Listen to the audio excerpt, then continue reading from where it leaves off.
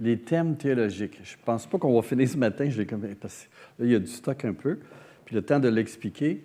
Écoute, juste les thèmes théologiques, là, c'est un cours qui pourrait se donner en 10 heures ou 6 heures, mettons. Là, il faut vous donner ça dans quelques minutes. Ça va être résumé, OK? Mais en même temps, ça va vous permettre de peut-être de mieux comprendre l'Évangile, puis faire des liens dans l'histoire. Parce que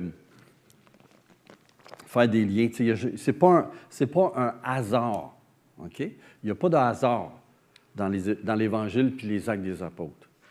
Luc s'est assis, puis il a réfléchi.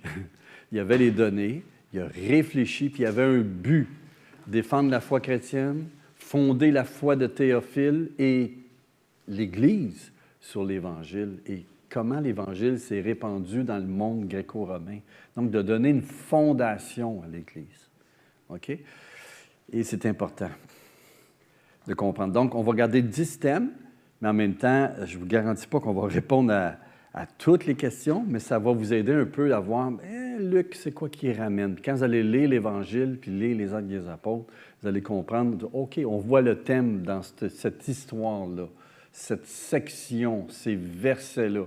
C'est comme tu prends une histoire, vous avez remarqué la Bible, hein? C'est comme plein de petites histoires dans l'Évangile.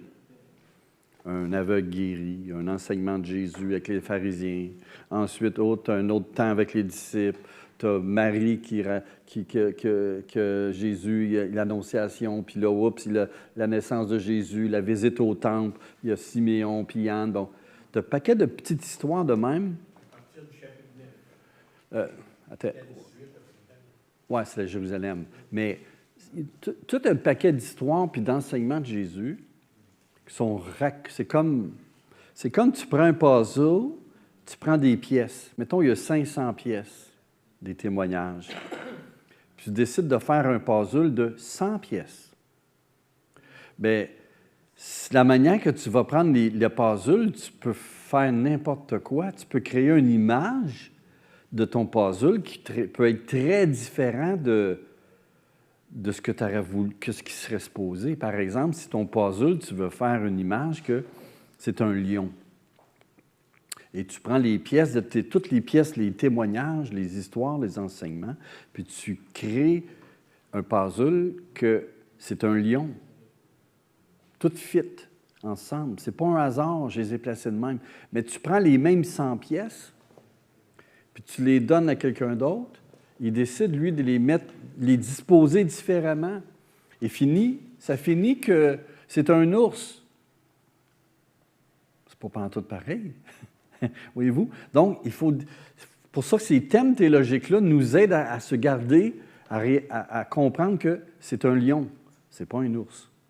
Voyez-vous? Donc, ces thèmes-là vont vous aider un peu à placer tout ce puzzle, cette histoire que Luc nous raconte, dans son Évangile et le tome 2, les Actes des Apôtres, ça va vous aider à comprendre, OK, c'est un lion. Ça va vous aider à mieux comprendre ce que Luc est en train de faire lorsqu'il écrit. C'est quoi ses principes? C'est quoi les enseignements chrétiens qu'il veut cogner dessus pour que Théophile ait ses convictions en tant que chrétien. Et lorsqu'il regarde l'histoire de l'Église, lorsqu'il regarde ce qui se passe dans son Église, dans le milieu des chrétiens qui évangélisent, qui sont persécutés par l'Empire romain, les Juifs qui les rejettent, pourquoi un Christ devait souffrir, qu'il puisse comprendre le message chrétien. C'est ça que Luc fait. Il puisse faire la défense de la foi chrétienne et fonder la foi de Théophile, des nouveaux chrétiens dans les églises. Puis en même temps, être capable de répondre aux objections autour. Amen? OK, le premier thème qu'on voit dans Luc, c'est qu'on appelle ça la légitimation. Wow! Qu'est-ce que ça veut dire? OK, c'est qu'à l'époque, une manière de le faire, c'est que nous autres, là, par exemple, dans notre société moderne, mettons, vous prenez l'informatique, OK? Tu as les vieux programmes, hein? Windows 80 NT, les premiers. Windows 2.0, je pense, tu avais Windows 98. Il y en a qui connaissent un peu l'informatique là-dessus, OK? Non, OK, d'abord, je vais prendre un autre exemple. Je prends le téléphone à cadran. OK? Bien, aujourd'hui, combien ont un téléphone à cadran chez eux? Ah, t'as ça, toi? Tes vieux jeux. OK. T'es pas up-to-date. T'es pas à jour. Ouais, ah, OK. Moi, j'en ai déjà eu un, moi aussi. Après ça, le cadran, c'est devenu les pitons. Hein? Après ça, tu as commencé les premiers cellulaires. Après ça, tu avais les cellulaires qui étaient pratiques, tu avais des flip-flops. Tu sais, tu n'avais pas accès à grand-chose. Là, après ça, il y avait comme un... C'est comme les androïdes qu'on dit. Qu'est-ce qu'on veut dire par là? C'est qu'il y avait comme un ordinateur dans ton téléphone. Et c'était rendu loin, la technologie. OK? Et là, on est rendu qu'on a Messenger, on a Facebook, on a des jeux sur les téléphones, on peut une caméra avec le téléphone, on peut faire des films. Et aujourd'hui, tu n'as pas de cellulaire, tu sais. Tu n'es pas à jour. Tu es considéré dans la société comme, ben là, il a refusé la modernité, tu n'es pas in, tu n'es pas perçu comme quelque chose. Bien, à l'époque du Nouveau Testament, lorsque Luc écrit, et il parle du christianisme, pour le monde de cette époque-là, quelque chose qui était nouveau, c'était pas être in. Tu n'avais pas de crédibilité. Comprenez-vous? C'est comme, tu as inventé une religion, là. Ça ne marche pas, ça ne passe pas dans l'Empire. Là, mais qu'est-ce qui passe dans l'Empire? C'est qu'il faut que ce soit quelque chose qui est ancien. C'est ça qui démontre que l'ancienneté de ta religion amène une crédibilité aux yeux des gens. Dire, oh, ça vient de loin, cette affaire-là. Ça, c'est vrai. C'est éprouvé. On sait que c'est vrai. On sait que c'est solide. Mais quand c'est nouveau, on n'a pas trop confiance. Et une des choses que Luc fait, c'est justement de montrer que l'Évangile, l'histoire de Jésus, c'est crédible, c'est solide, c'est une histoire qui est très ancienne. En fait, ça part d'Adam et Ève. Luc va commencer sa généalogie avec Adam et Ève. Jésus descend d'Adam et Ève, pas juste de David puis d'Abraham, parce que Matthieu, lui, il parle aux Juifs. Luc parle aux églises, aux Grecs, gréco-romaines. Donc, il veut montrer que l'Évangile, c'est une histoire qui est liée à des anciennes promesses. Les promesses faites à Abraham, les promesses faites à Ève, à Adam et Ève. Et comment ça a une valeur qui est durable. Il veut montrer également que pourquoi il y a deux groupes, juifs et non-juifs, qui dans l'Empire ne se mêlent pas ensemble, sont devenus maintenant dans un même groupe, sont ensemble. C'est bizarre pour les gens, ça semble bizarre. Mais Luc va expliquer pourquoi c'est comme ça. Puis il descend d'Adam et Ève, puis il va montrer l'œuvre de Jésus, la manière qu'il agit avec les contemporains, mais également comment ça s'est développé. Dieu est en arrière du mouvement, puis il développe cette Église qui est multiculturelle, fondée sur le Christ. Il veut montrer aussi qu'il y a une continuité entre l'Ancien Testament, les promesses, et comment Dieu a réalisé ses promesses à travers le Christ et l'Église. Il veut montrer une continuité. Mais également, il veut montrer qu'il y a une discontinuité. Il y a des choses dans l'Ancien qu'on ne retrouve pas dans le nouveau mouvement. En fait, c'est plus qu'est-ce qui est ancien, la discontinuité, c'est la même vérité, elle est là, mais d'une manière plus complète dans le Nouveau Testament. Le pardon des péchés, le don de l'Esprit Saint, être à s'approcher de Dieu, faire partie du peuple de Dieu. Et c'est plus universel que juste centré sur un petit groupe. Voyez-vous? Donc, vraiment, son objectif, c'est vraiment justifier le christianisme comme quelque chose qui est bien fondé. OK? Et regardez ce que ça dit, Luc 1. Ça dit, « Il m'a semblé bon, après avoir fait des recherches exactes, sur toutes ces choses depuis leur origine. » En fait, il est en train de dire que l'origine de ces choses remonte à Adam et Ève, remonte aux promesses faites à Abraham, On voit beaucoup de les prédications des apôtres, ce que Jésus dit, hein? Je suis venu accomplir ce que Isaïe a dit, etc. Jésus qui est dans le désert, qui représente le peuple, Moïse dans le désert, qui passe à travers les tentations dans le désert, comme le peuple, mais lui, il a vaincu pour conquérir le royaume de Dieu, la terre pour Dieu. Il dit, depuis leur origine, donc il remonte, il dit, et je l'écris d'une manière suivie, afin que tu reconnaisses la certitude des enseignements que tu as reçus. Reconnaisse la certitude. Il veut légitimiser le christianisme. Il veut donner un poids qui est sûr. Comprenez-vous? Il veut prouver le christianisme. Donc, c'est le rendre légitime.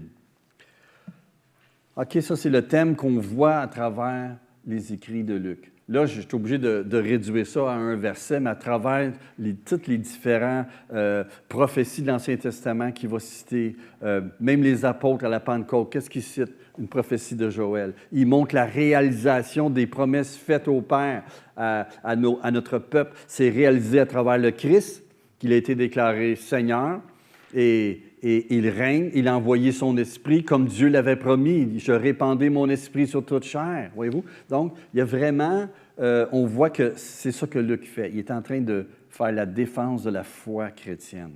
Montrer que c'est une affaire ça fait longtemps que ça existe et que ça s'est réalisé à travers le Christ et qui continue. OK, deuxième thème. L'Évangile est plus grand que tu ne le penses. C'est intéressant, n'est-ce pas?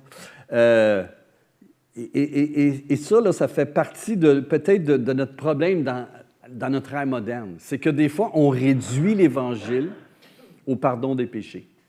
Même si c'est un élément qui est important. Mais le pardon des péchés, ce n'est que le début de l'Évangile, de la vie chrétienne, de l'œuvre de Dieu dans notre vie, ce qu'il accomplit par le Christ. C'est très important, le pardon, mais quelquefois, on réduit l'Évangile avec juste une portion de ce que Dieu fait, voyez-vous. L'Évangile est beaucoup plus grand que le simple pardon des péchés. En fait, avec l'Évangile, dans Luc et Actes, c'est l'arrivée de la promesse. C'est l'arrivée d'une nouvelle ère. Et la capacité de participer à une nouvelle vie où ce qu'on a accès à travers l'Esprit Saint dans notre vie. Voyez-vous? Regardez on va lire ensemble Acte 2. Ça dit que toute la maison d'Israël sache donc avec certitude que Dieu a fait Seigneur et Christ, ce Jésus que vous avez crucifié. Après avoir entendu ce discours, ils eurent le cœur vivement touché. Ça, c'est après la Pentecôte. Hein? Que ferons-nous? Pierre leur dit, « Repentez-vous et que de chacun de vous soit baptisé au nom de Jésus pour le pardon des péchés, et vous recevrez le don du Saint-Esprit. Car la promesse est pour vous, pour vos enfants et pour tous ceux qui sont au loin, en aussi grand nombre que le Seigneur notre Dieu les appellera. » Regardez, la promesse est pour vous, qui m'écoutez aujourd'hui, mais aussi vos enfants, et pour tous ceux que Dieu va appeler. C'est quoi, là? Il est en train de parler du reste des actes des apôtres. C'est ça qui va se passer, là. Il est en train de le montrer, voyez-vous? Et c'est beaucoup plus que juste le fait de... Comment je peux dire ça? Le pardon des péchés. Dieu a, en fait, le fait qu'on a une capacité d'entrer, d'avoir accès à l'Esprit de Dieu, c'est que ça démontre que l'Évangile, ce n'est pas juste pardonner les péchés, là. C'est Dieu qui est en train d'accomplir son plan. Il a envoyé Jésus comme le médiateur de cette bénédiction. Hein? Il s'est dit qu'il a été crucifié. 3 jours après, il est ressuscité. Il a passé du temps avec les disciples. Il a parlé du royaume, le règne de Dieu. Et qu'est-ce que Dieu a fait? Il l'a élevé, assis à la droite de Dieu, et il a reçu l'Esprit et il l'a envoyé. Lorsqu'on veut recevoir et entrer dans le royaume de Dieu et en faire l'expérience, il faut passer par Jésus. C'est lui qui est la source, la tête du corps. C'est lui qui c'est de lui c'est en son nom qu'on reçoit le pardon des péchés, qu'on entre dans le royaume de Dieu et qu'on reçoit la bénédiction de l'Esprit Saint qui va être là, qui va renouveler notre vie et qui va un jour renouveler toute cette terre. Et lorsque Jésus reviendra, voyez-vous, c'est vraiment plus que le pardon des péchés. Et quelquefois, on réduit l'Évangile à le simple pardon des péchés. Quelque chose, et ça, c'est un danger. Et je pense que Luc nous démontre cela à travers les Actes des Apôtres, son Évangile et les Actes dans son livre, en 2 tomes. Il démontre que la promesse de Dieu est vraiment plus que juste être pardonné. C'est aussi de pouvoir servir Dieu librement, être ses enfants et faire partie de son peuple et hériter les promesses de Dieu dans notre vie. Notre Dieu les appellera. Oui, mais il appelle tout le monde. Ouais, mais ce n'est pas tout le monde qui répond. OK? Mais répondre à l'appel, c'est là que tu participes. Regardez l'Évangile, quand les apôtres prêchaient. On répond à l'appel en se repentant. C'est ça. Ben, Je vais t'expliquer. Moi, mais je comprends l'élection, parce que je veux juste t'expliquer. Quand tu regardes l'histoire, Luc, les apôtres, ils prêchaient à qui? Ils prêchaient à tous les Juifs, prêchaient à tous les païens, ultimement. C'est quoi qu'on voit à travers la prédication des apôtres? C'est l'appel de Dieu. Dieu appelle. Et ceux qui répondent oui à l'appel entrent dans le plan de Dieu. Le choix de Dieu, c'est de sauver tout le monde, mais on entre dans l'élection de Dieu. En Christ, on est élu pour comment je peux dire ça, pour participer à son règne, vois-tu? Mais l'appel, c'est tout le monde que Dieu appelle. Mais il faut répondre à l'appel. La repentance, la foi, c'est important. C'est ce que tu dis là, parce ouais. que tu dis, Dieu a choisi tout le monde. Non, je vais t'expliquer. Oui, OK, bien ça. Dieu appelle tout le monde à devenir des choisis. Tu comprends? À devenir des choisis. Et être choisi de Dieu, c'est de dire oui à l'élu, c'est Jésus. Jésus, c'est lui l'élu. À travers lui, on est élu. On entre dans l'élection de Dieu. Dieu, son plan, là, c'est de sauver tout le monde. Il veut que tout le monde entre dans ce choix qu'il a fait de sauver le monde à travers le Christ. Et lorsque tu entres dans ce choix, bien, tu participes à l'élection. Tu deviens un élu. Mais l'appel est pour tout le monde. C'est pas que Dieu dit « Toi, je te choisis pour l'enfer ». C'est pas ça. Il veut que tout le monde vienne à lui. Mais il faut que tu dises « oui ». Tu sais, comprends-tu? C'est comme, je pense que c'est Raymond Beaugier qui disait ça dans une conférence. Il dit « La porte, c'est écrit « appel ». Quand tu rentres dedans, l'autre bord, c'est écrit « élu ». Tu rentres dans l'élection de Dieu. Tu sais, l'appel est tout le monde. Tu sais, sinon, Dieu aurait eu des préférés. Et ce que Jésus veut montrer, et c'était ça le problème des Juifs, on est le peuple élu. Pas besoin de Jésus, pas besoin de rentrer par ça. On est le peuple élu parce que je suis juif, j'entre dans le royaume de Dieu. Qu'est-ce que Jean-Baptiste a dit? C'est pas parce que tu es juif, si tu ne te repens pas, tu vas mourir. Dieu va susciter de ses pierres des enfants, là, tu sais, de n'importe qui. C'est vraiment répondre à l'appel de Dieu. Jésus va dire à un moment donné, il y avait même, quand un Juif, un centenier, il vient à Jésus, puis il dit juste une parole, mon serviteur va être guéri.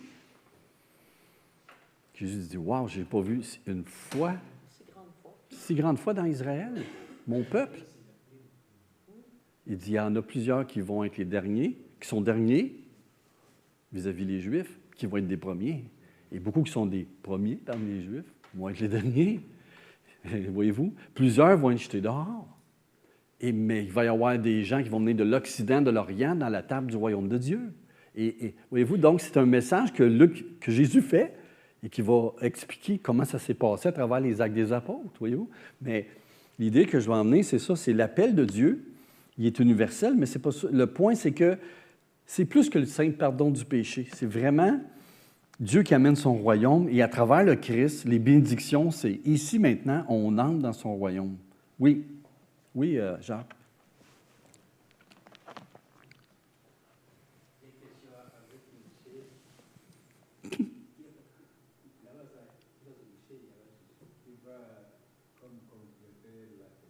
Oui, vas-y.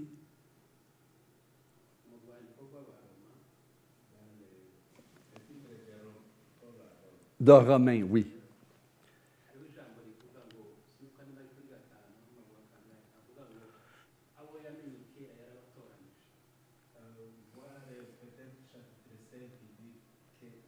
qui ont été connus par Dieu et les autres, Élie. Oui. Oui.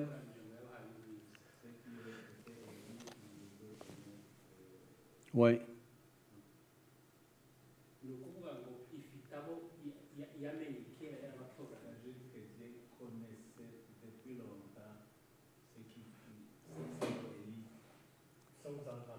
OK. Ben, moi, je vais. OK.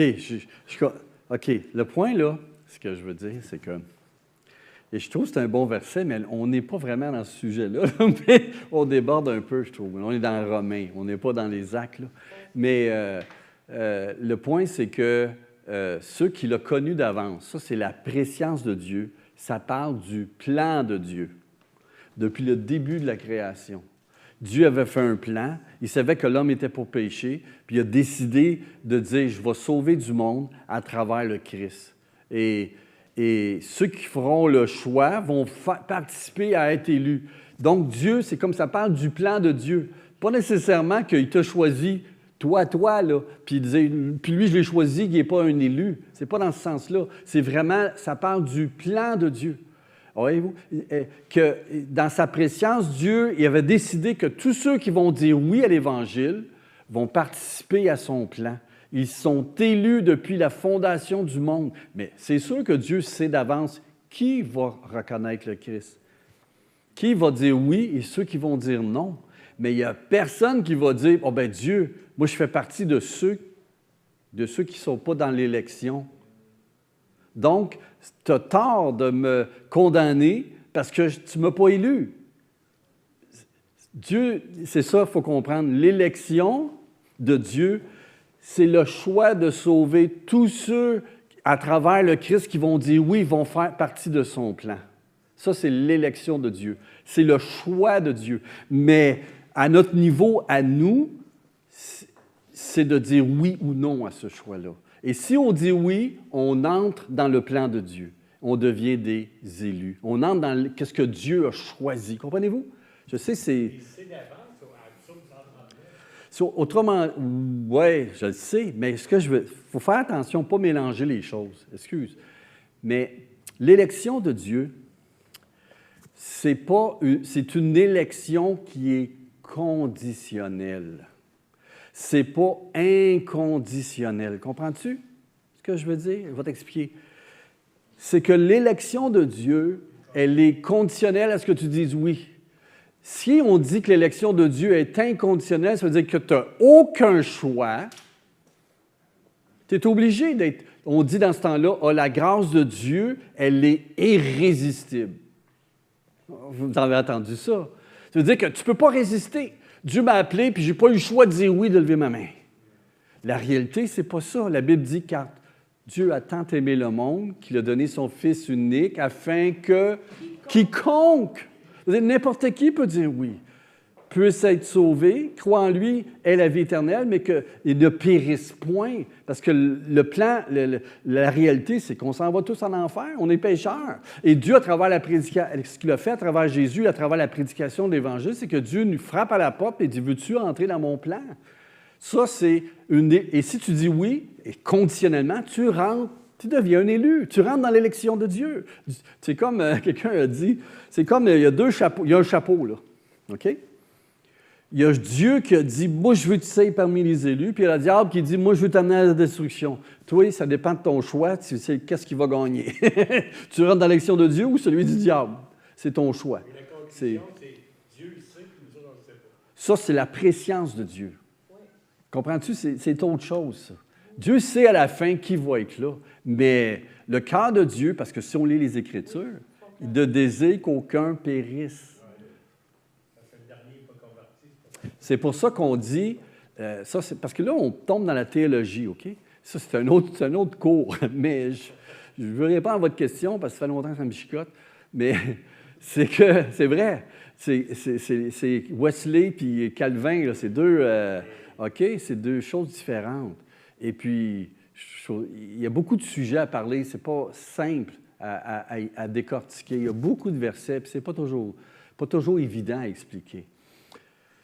Ce n'est pas un salut par les œuvres, c'est un salut par la grâce. OK? Mais Dieu frappe à notre porte. Et lorsqu'il frappe à notre porte, il nous communique une grâce de pouvoir dire oui ou non à son évangile. Si tu choisis non, ben, tu as fait ton choix. Si tu choisis oui, ben, tu rentres dans le plan de Dieu. Mais la grâce de Dieu, ce n'est pas quelque chose qui est irrésistible. Tu as toujours le choix avant et après ta conversion, jusqu'à temps que Jésus revienne ou ta mort. OK? Puis moi, des fois, à un moment donné, j'étais avec un professeur, j'étudiais le grec à l'université avec la faculté théologie baptiste. Les autres sont calvinistes. Et, la plupart, je pense. Mais pas tous. Pas tous les baptistes qui sont calvinistes, mais il y en a. Puis dans cette école-là, c'était ce qu'ils enseignaient, le calvinisme. OK? Donc, la grâce irrésistible, tout ça. Là, je me suis pris à côté de lui. J'ai dit, excuse-moi, là, mais je vais te demander une question. Toi, tu dis que la grâce de Dieu est irrésistible. Fait que quand tu es venu à Christ, c'est Dieu qui a fait l'œuvre qui t'a amené à lui. OK? Tu veux-tu m'expliquer pourquoi qu'après, il y en a qui grandissent plus vite que d'autres? Ouais. J'ai dit, si la grâce est irrésistible, pourquoi qu'elle l'est? Tu me dis qu'elle est irrésistible, à la fin, tu vas être sauvé, puis, tu sais, la sécurité éternelle, etc. Bon, mais fait que c'est comme irrésistible. Dieu t'a pas le choix, il t'a pris, puis il t'a emmené, puis tu es avec lui, puis peu importe ce que tu décides, tu vas être avec lui. Une fois sauvé, toujours sauvé. Moi, je dis, OK, mais tu m'expliques une chose, pourquoi qu'il y en a qui grandissent plus vite, puisque la grâce est irrésistible, que d'autres ne grandissent pas? C'est parce que Dieu veut ça comme ça? Là, je suis un petit peu coincé, là. Bien, j'ai dit, je vais t'expliquer. C'est parce que les gens ont le choix après. Bien, j'ai dit, c'est par la grâce de Dieu qu'on a ce choix-là. Mais je vais t'expliquer que c'est la même chose avant. La grâce de Dieu est disponible pour tous. L'appel est pour tout le monde. Dieu ne désire pas que personne soit perdu. Dieu, c'est un Dieu d'amour. Oui, c'est un Dieu souverain, mais c'est un Dieu d'amour et dans sa souveraineté, dans son amour, il a décidé de limiter sa souveraineté, de dire « Je ne t'oblige pas à m'accepter. Je te donne la grâce. Dans ma souveraineté, je te donne la grâce, une grâce prévenante, une grâce qui te convainc, l'action de l'Esprit, mais dans ma souveraineté et dans mon amour, je te laisse le choix. » Parce que sinon, on serait des robots, on n'aurait aucun choix. Mais la Bible dit que Dieu laisse la grâce à chaque être humain de dire oui ou non à lui. Comprenez-vous? Et c'est ça qui va paraître quand Jésus va revenir. Qu'est-ce que tu as fait de cette liberté-là? Qui t'a dernier à cause de ce que Christ a fait sur la croix. Une autre chose aussi de ce principe-là, c'est que la grâce de Dieu, et je parle de la grâce prévenante, mais c'est pas grave, c'est que la grâce de Dieu permet aux gens, quand tu réalises une chose, pourquoi Dieu répond aux prières de gens qui sont non chrétiens? C'est parce qu'ils sont parfaits? Puisque c'est au nom de Jésus qu'on prie, mais les gens, des fois, vont prier Dieu sans passer par le nom de Jésus. Et que, honnêtement, des gens sont délivrés de l'alcoolisme, de la drogue, puis ils ne sont même pas chrétiens. Là. Ils commencent à peine à croire en Dieu. Non, même pas. Ce que je veux dire, je ne veux pas vous montrer ça du point de vue humain. Je veux vous le montrer du point de vue de la croix. C'est lorsque Jésus est mort, il a porté tous nos péchés, tous nos esclavages, et il a brisé ces esclavages-là. OK? Mais Dieu a décidé dans sa grâce d'appeler les gens au salut. Mais souvent, le salut, quand tu fais l'expérience, c'est quelque chose qui c'est un processus, jusqu'à temps que tu acceptes Christ. Mais moi, je crois que c'est la grâce prévenante de Dieu. Dieu agit dans la vie des gens. Il met ses bontés sur les bons et les méchants. Il les manifeste et c'est à cause de ce que Jésus a fait à la croix. C'est une expiation qui est universelle. Dieu est mort pour les péchés du monde entier, pas juste pour quelques personnes, pour tout le monde. Et il appelle les gens à venir à lui et faire partie de son peuple. Mais dans le processus, il y a des gens qui reçoivent une grâce qui... Imméritée, carrément. Ils ont toujours, et dans la grâce de Dieu, Dieu il donne le choix dans les gens de s'éveiller à la foi parce qu'il frappe à la porte de leur vie, mais ils ne sont pas chrétiens. Et Dieu, il agit là. Puis moi, je ne peux pas dire, c'est pas Dieu parce que tu n'étais pas chrétien, tu as prié, puis c'est... Non, c'est Dieu qui agit. C'est la grâce prévenante. Comme le soleil. Ben, c'est ça. C'est comme le soleil, mais c'est Jésus qui est mort à la croix. Il est le soleil.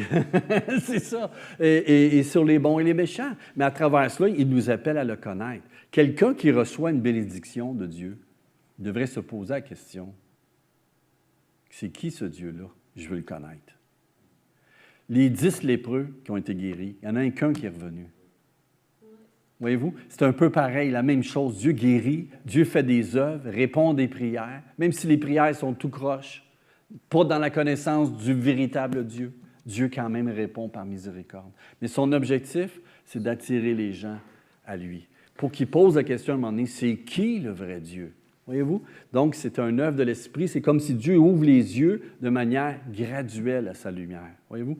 Donc, et ça, c'est pour ça je trouve la théologie wesleyenne beaucoup plus en accord avec la Bible. Elle n'est pas parfaite, mais c'est beaucoup plus en accord que je trouve que le calviniste, que des fois, je trouve que ça crée un Dieu qui... Quelqu'un a dit, des fois, qui est pire que le diable, puisqu'il envoie du monde en enfer, libéralement, sans aucun choix, ça fait un Dieu qui n'est pas un Dieu d'amour, ce n'est pas le Dieu de la Bible.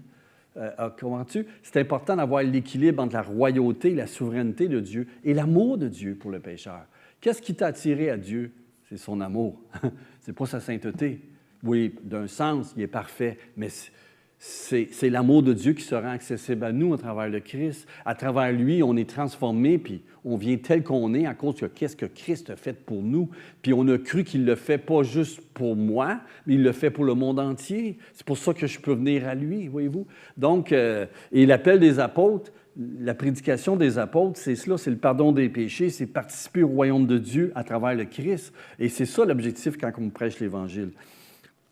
C'est beaucoup plus que juste le pardon des péchés, c'est que Jésus est le roi des rois. C'est lui toute l'autorité de Dieu, de la grâce de Dieu, de régner sur cette terre. Jésus est le roi des rois. On a à rendre compte de ce roi-là et dès maintenant, on a accès à Dieu dans notre vie et prendre part à son œuvre de rédemption qu'il fait sur cette terre. C'est plus que le pardon des péchés. Ça comprend le pardon des péchés. Dans notre vie, c'est la porte d'entrée, mais c'est aussi l'œuvre de l'Esprit Saint. Et c'est pour ça que l'Église s'attache à l'Esprit Saint dans le Nouveau Testament, dans les lettres des apôtres. Au nom de Jésus, c'est Jésus, la Trinité, on ne peut pas séparer ça comme... Si je sépare 3 pots, là, le rouge, le vert, puis le jaune, tu sais. Non, c'est tout ensemble, c'est la Trinité. Mais chacun a un rôle, mais les 3 sont toujours ensemble. Okay. Amen? Ouais. 5e. OK, 3e chose, je suis rendu dans le 5e. Oh, je me suis trompé. L'auteur principal, ça, c'est intéressant. ça, je trouve ça drôle, parce que nous autres, on appelle ça les actes des apôtres. Mais premièrement, quand vous lisez les Actes des apôtres, ça parle très peu des 12, un peu, mais ça parle surtout de Pierre, Jacques, qui n'était même pas un apôtre, le frère du Seigneur, qui était pas mal un ancien dans Jérusalem, puis ça parle de Paul. Mais c'est les actes du Saint-Esprit. En fait, c'est les actes du Saint-Esprit. Tu as raison, Marie-Josée. C'est les actes de Dieu. C'est Dieu qui a choisi d'agir. Tout le long des actes et de Jésus, c'est Dieu qui est en arrière de ce plan. C'est les actes de Dieu. Et c'est aussi vrai dans l'Évangile que dans le livre des Actes. C'est le programme de Dieu qui met en action. Et souvent, vous regarderez ça, derrière un événement, il y a toujours une prophétie. Jésus commence son ministère, hein, et il y a le médiateur, puis Jésus, il est le médiateur, puis c'est lui qui administre le plan de Dieu. Comprenez-vous? C'est Jésus qui administre le plan de Dieu. Dieu dirige les grands événements qui ont lieu. La naissance de Jésus, Dieu est derrière la naissance de Jésus.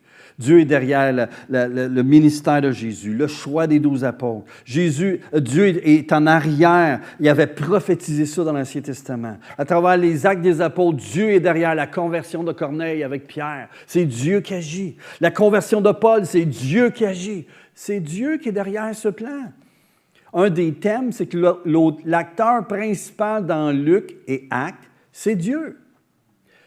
Ça devrait être les actes de Dieu à travers le Christ et qu'est-ce qu'il fait, son programme, à travers Jésus et les apôtres et à travers l'œuvre qu'il fait dans l'Église. C'est le programme de Dieu qui est mis en œuvre. Regardez ce que Jésus va dire. « Ô homme sans intelligence, dont le cœur est lent à croire tout ce qu'ont dit les prophètes, ne fallait-il pas que le Christ souffrit ces choses et qu'il entra dans sa gloire? » Qu'il entra dans sa gloire. En commençant par Moïse et tous les prophètes, il leur expliqua dans toutes les Écritures ce qui le concernait. Qu'est-ce que Jésus fait? Il est en train de dire, tout ce qui s'est passé, c'était dans le programme de Dieu. Dieu l'avait prévu, l'avait prédit, et c'est ça qu'il a décidé de faire. Les Juifs ont agi par ignorance, mais c'était le programme de Dieu. C'était comme ça devait se faire. C'est Dieu qui est derrière ce qui se passe. C'est une manière pour Luc de dire, ben, je comprends que Jésus, c'est peut-être pas le Messie que les Juifs s'attendaient, mais c'était celui que Dieu a envoyé, puis il l'avait prédit d'avance. C'était le programme de Dieu, de venir mourir sur la croix, d'être ressuscité et de monter à la droite de Dieu et à travers le Christ de répandre, de commencer son royaume, de répandre ses bénédictions de son royaume sur cette terre pour racheter l'humanité. C'est le programme de Dieu. Et ça, c'est mis de l'avant par Jésus et expliqué. Les disciples ne comprenaient pas.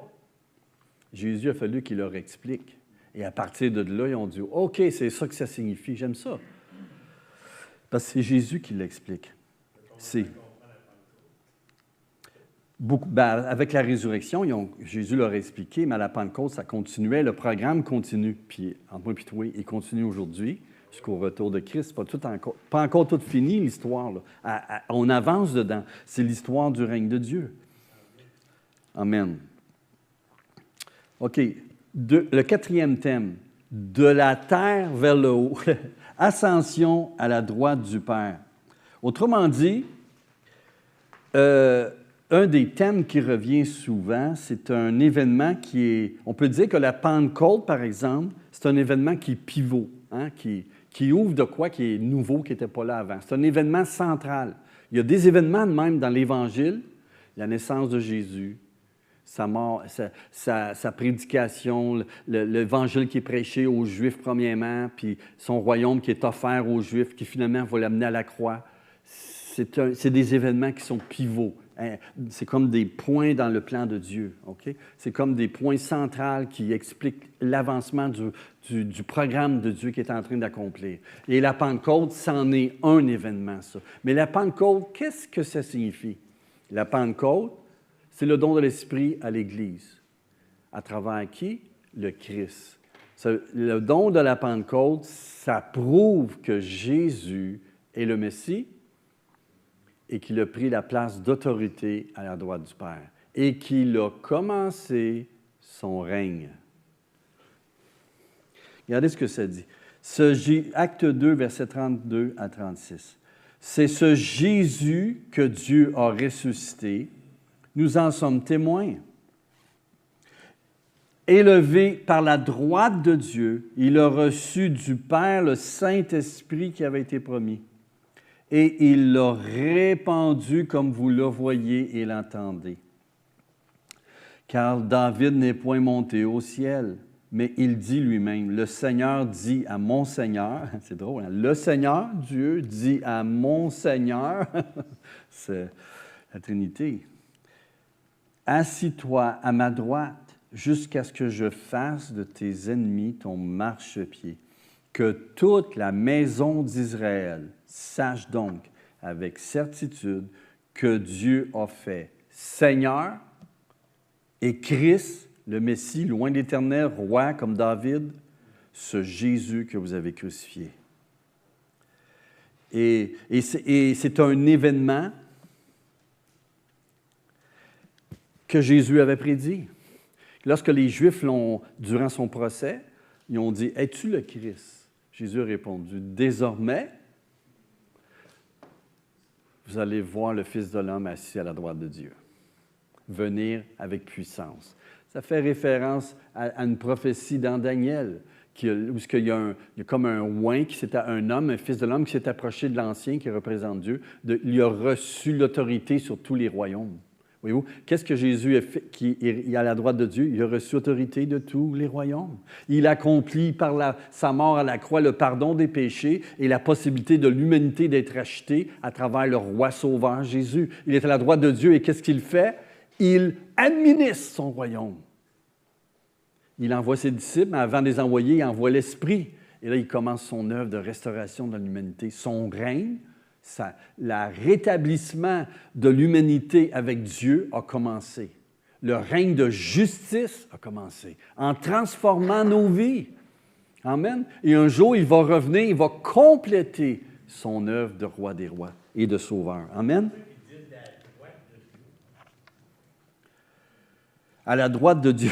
C'est parce qu'à la gauche, là, ben c'est carrément. Tu sais, j'aime cette vision, rappelle la vision que Jean a eue. C'est une vision. En tout cas, personnellement, c'est symbolique. Je ne crois pas qu'il a vu littéralement que Jésus est un agneau. On s'entend?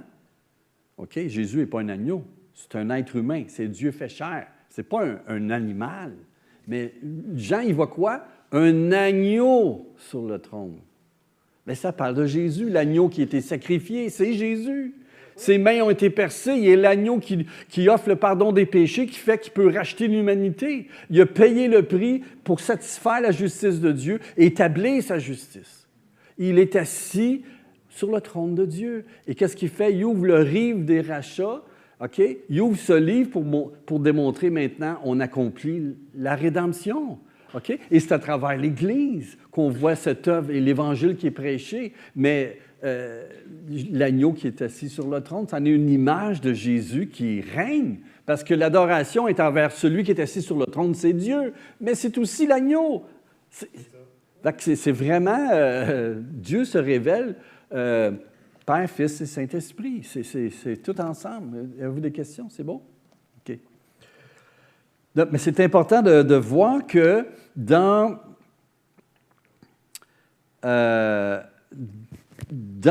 la théologie de Luc, la manière qu'il raconte l'histoire de Jésus, souvent, on ne met pas d'emphase sur l'ascension. On parle du Saint-Esprit, mais on ne réalise pas que la vérité derrière l'action de l'Esprit, en fait, ça pointe vers Jésus.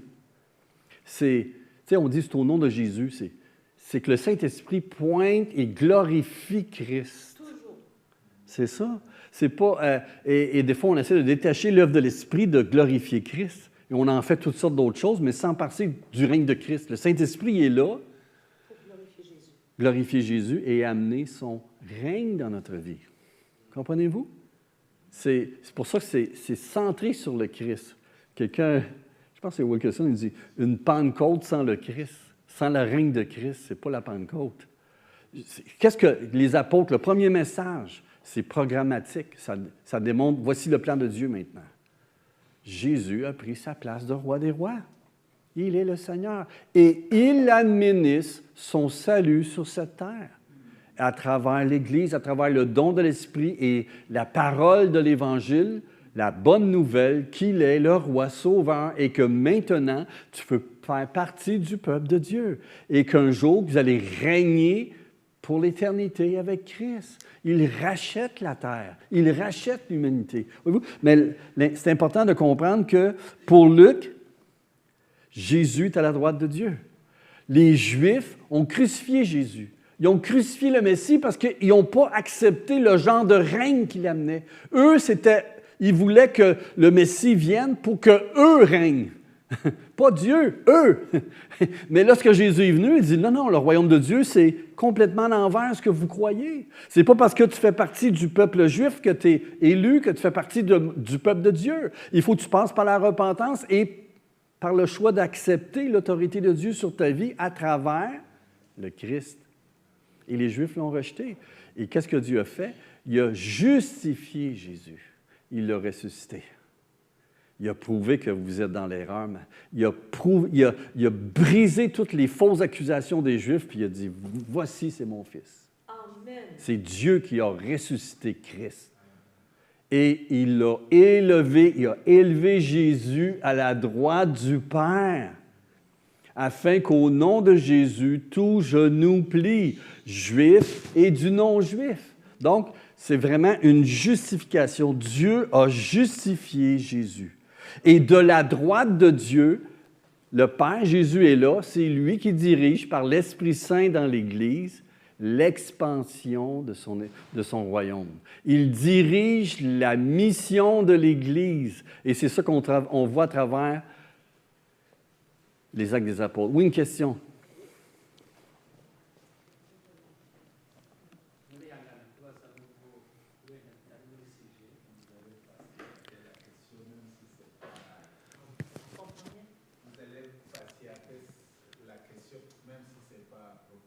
Ah, OK, vas-y, oui, oui.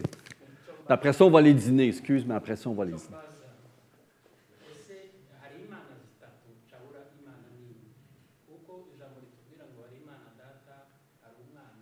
Amen. Alléluia. Amen. On continue les 10 thèmes qui sont dans Luc et Actes. Là, on est rendu au 6e thème. Non, 5e thème, excusez. Le 5e thème, c'est le Saint-Esprit. C'est la preuve que la nouvelle ère du règne de Dieu est arrivée et qu'on a une nouvelle capacité pour accomplir la mission de Jésus. Et c'est le programme de Dieu qui s'accomplit. Regardez ce que ça dit dans Luc chapitre 3. Lorsque Jean-Baptiste a baptisé Jésus, les gens, avant que Jésus soit baptisé, le peuple venait au baptême de Jean. Hein? Jean était le précurseur. C'était le Élie qui devait venir préparer le peuple avant l'arrivée du jour de l'Éternel, l'arrivée du Messie puis du règne de Dieu. Et Jean-Baptiste, il amenait les gens à la repentance, prêchait un baptême de repentance. Et les gens, à mesure qu'il y avait une ferveur, que le règne de Dieu était pour approcher, beaucoup de gens sont venus à Dieu, sont revenus à Dieu à cause du ministère de Jean. Et ça dit, comme le peuple était dans l'attente, et tous se demandaient en eux-mêmes si Jean n'était pas le Christ. Es-tu toi le Messie, loin de l'Éternel, le fils de David qui devait venir? Il leur dit à tous, moi je vous baptise d'eau, mais il vient celui qui est plus puissant que moi. Et je ne suis pas digne de délier la courroie de ses souliers. Wow! Lui, il vous baptisera du Saint-Esprit. Hey, c'est fort, qu'est-ce que Jean dit là? Lui, celui qui vient, c'est lui qui va vous baptiser. Pas juste dans l'eau, là, qu'un symbole. Dans le Saint-Esprit. Hey, c'est quelque chose, ça. Et il va vous baptiser dans le Saint-Esprit et de feu. Il a son vent à la main, il nettoiera son aire et il amassera le blé dans son grenier, mais il brûlera la paille dans un feu qui ne s'éteint pas. On voit que faut comprendre que Luc, et pour Luc, le baptême de l'Esprit, Jésus qui est le Christ, loin, qui baptise de l'Esprit, c'est un thème qui est central dans la manière qu'il présente la bonne nouvelle, Luc, l'Évangile, la bonne nouvelle de Jésus, ce que l'Église croit, fait l'expérience du salut, le baptême dans l'Esprit est aussi important que pour Jean, l'apôtre Jean, quand il dit « Car Dieu a tant aimé le monde, qu'il a donné son Fils unique, afin que quiconque croit en lui ne périsse point, mais qu'il ait la vie éternelle. » Avoir la vie éternelle, c'est d'être baptisé dans l'Esprit. Il y a un lien entre les deux, voyez-vous? C'est la même chose. Il faut, c'est le thème de l'Esprit de Dieu. Graduellement, ça part de Jean-Baptiste, de Marie, ça part, dès le départ, Jean-Baptiste qui prêche, le thème de l'Esprit, il est là, depuis le début, puis ça pointe vers celui qui va baptiser de l'Esprit Jésus. Voyez-vous? C'est un thème qui est important. Et là, OK. Donc, c'est un thème qui, pour Luc, est important et que le fait que celui qui baptise de l'Esprit va venir, c'est loin de l'Éternel. Il va emmener les bénédictions du royaume de Dieu, parce que dans l'Ancien Testament, ça le dit, « Je répandrai mon esprit, je vous donnerai un cœur nouveau, je vous ferai une nouvelle alliance. » Il annonce un Messie qui viendrait, puis Jean l'identifie, le Messie, à celui qui baptise. Donc, c'est vraiment le début d'une nouvelle ère à travers Jésus. C'est vraiment un thème qu'on voit dans Luc.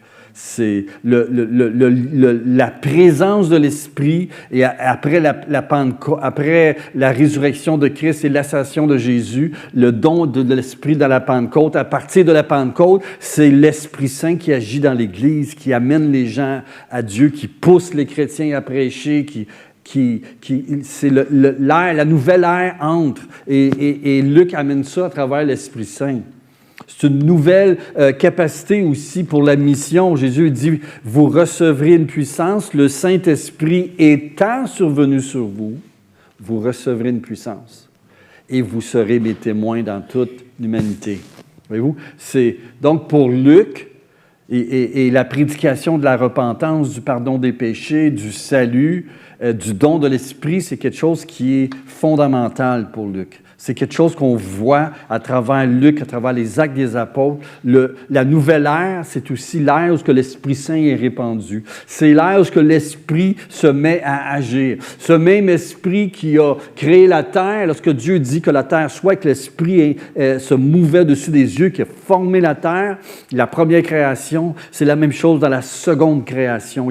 Et la parole, à travers le Christ, la parole s'est accomplie. Il est mort à la croix, il a dit une parole, et le Saint-Esprit accomplit cette œuvre dans notre vie de recréation. Amen? Donc, le thème de l'Esprit est important dans Luc et les Actes. C'est l'Esprit qui donne la puissance. C'est l'Esprit qui nous transforme. C'est l'Esprit qui amène les bénéfices de Christ que lui, il administre Jésus à travers l'Esprit Saint. Il fait son œuvre sur cette terre. Il construit son Église. Donc, c'est vraiment quelque chose d'important pour Luc. Je trouve ça intéressant parce que lorsque Jésus et les apôtres prêchent, il y a deux catégories de gens. Il dit aux gens, ça l'amène un jugement. C'est bizarre, hein? Quand on dit le feu, il y en a qui disent que le Saint-Esprit et le feu, c'est le Saint-Esprit qui nous purifie. Il y en a qui vont dire la sanctification. Mais quand on regarde le contexte, ça dit qu'il va ramasser le blé dans son grenier. Il va brûler dans un feu. Donc, c'est un contexte de jugement et de salut.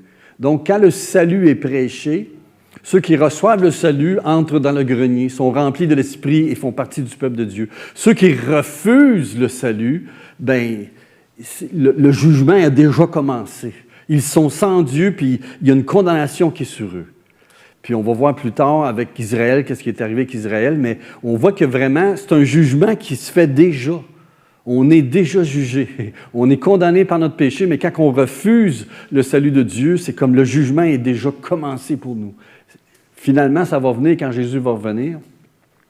Mais le quoi? Le salut est commencé, exactement. C'est les deux, tu as un choix, mais la division se fait. Des fois, on pense que le jugement, c'est juste à la fin, mais en réalité, le jugement a déjà commencé. Christ a accompli le jugement. Le péché a été jugé à la croix. La condamnation a été effacée. Et quand tu acceptes le Christ, tu te reconnais pécheur, tu reconnais que Christ a été jugé à ta place. C'est pour ça que quand tu viens à la foi, tu reçois l'Esprit Saint, tu n'es pas condamné. Tu es déjà jugé. Tu es sauvé. Tu es un juste. Tu es déclaré juste dans la foi. Et Dieu devient son enfant de Dieu. Dans un sens, c'est cela, voyez-vous? En tout cas, c'est quelque chose que je vois à travers Luc et les Actes. On voit que c'est l'ère de l'Esprit. Et puis l'aspect du Sauveur qui vient et qui baptise dans l'Esprit, c'est déjà commencé. Et dans un sens, un parallèle, c'est que le jugement aussi a déjà commencé. Il est déjà là. Le jugement, il est là. OK, le 6e thème, ce qu'on voit intéressant, le royaume de Dieu, c'est un thème qu'on voit, c'est que le royaume de Dieu est présent. Dieu, à travers le Christ, a commencé de régner. Il apporte son royaume sur cette terre. Mais, bien qu'il est présent, le royaume de Dieu, il est là. Il n'est pas encore totalement installé. Et cette tension, elle est là à travers l'Église, à travers les Luc et à travers les Actes des Apôtres. Tu sais, pensez lorsque Zacharie va dire à un moment donné, Dieu, et Marie aussi, dans leur hymne qu'ils font, là, tu sais, les cantiques, quand, à la naissance de Jean-Baptiste et à la naissance de Jésus, il y a des cantiques et tout ça. Puis il y a un des cantiques qui dit, Dieu nous a visités afin qu'on puisse être délivrés de nos ennemis et qu'on puisse le servir en paix dans la sainteté et la piété. Quand tu regardes ça, tu te dis, bien, c'est pas ça qui est arrivé. Les Romains n'ont pas été kick-out. La délivrance, elle est où? En réalité, la délivrance, elle est là. C'est la délivrance du péché. Amen. Amen. Et tu peux servir Dieu dans la liberté et la sainteté, peu importe ta position dans le monde. Le royaume a commencé. C'est vrai, la délivrance est arrivée. Et voyez-vous, le thème de Luc, qui part avec Zacharie puis Marie, mais à travers l'Évangile, puis à travers les actes des apôtres, on s'aperçoit que le royaume se réalise, peut-être pas comme les Juifs s'attendaient dans leur optique de c'est quoi les événements, comment ça va se placer, comment ça va se faire, le royaume de Dieu. Ça se fait à travers le Christ, puis à travers son ministère et à travers la restauration qu'il fait dans notre vie, avec une relation avec Dieu, dans l'Église, qu'on devient la communauté du roi des rois. L'amour est là, la justice, le royaume de justice, le royaume d'amour, il est là au sein de l'Église, mais pas complètement. Donc, c'est quelque chose qui est vraiment... Tu sais, des fois, regardez la question des pharisiens. Dans Luc, chapitre 17, versets 20 et 21, les pharisiens demandèrent à Jésus, « Quand viendrait le royaume de Dieu? » Eux, dans leur pensée, voici le royaume de Dieu. C'est quoi le royaume de Dieu? Quand Dieu va venir, va nous justifier, va faire de nous le peuple élu, il va le confirmer aux yeux du monde, qu'écartent les Romains, et avec le Messie, on va régner à Jérusalem. Va ramener l'obéissance à l'Éternel à travers les lois de Moïse, etc. Pour eux, c'était ça le royaume. Mais Jésus dit non, non, non. Le royaume de Dieu ne vient pas de manière à frapper les regards. On ne dira pas il est ici ou il est là, car voici, le royaume de Dieu est au milieu de vous. Qu'est-ce qu'il veut dire? Ben, il est déjà là, le royaume. À travers moi, à travers le ministère. Si vos fils chassent les démons au nom de Dieu, combien plus forte raison, moi je chasse les démons par le doigt de Dieu. C'est le Saint-Esprit à travers le Christ. Le royaume de Dieu est déjà actif à travers l'Esprit Saint, à travers Jésus. À travers son ministère, le royaume est déjà arrivé. Parce que le royaume, c'est quoi? C'est que ça met en échec tout ce qui s'oppose à Dieu. OK? Et à travers les délivrances, c'est ce que Dieu fait à travers le Christ. Il libère du royaume des ténèbres et amène le royaume, les bénédictions du royaume dans la vie des gens. Il les guérit, les restaure, les délivre du mal. Voyez-vous? Donc, le royaume est là. Mais pas d'une manière qui frappe les regards comme les gens s'attendaient à l'époque, mais d'une autre manière. Voyez-vous? Et on peut dire que chaque personne représente le royaume. C'est là qu'il écrit. Oui, effectivement. Oui, effectivement. Puis la manière dont Jésus explique, c'est qu'en fait, il y a comme deux phases. Il y a deux venues du Messie. La première venue, où il vient souffrir et mourir sur la croix et amener la grâce et le salut au peuple. Et la deuxième phase, c'est lors de son second retour, lorsqu'il reviendra. Il va remettre toute autorité au Père, puis ils vont régner éternellement. Et tout ce qui est sur cette terre va être renouvelé. Tout le mal va être enlevé. Il n'y aura plus ni mort, ni maladie. Tout va être fait. Mais lors de la première venue, c'est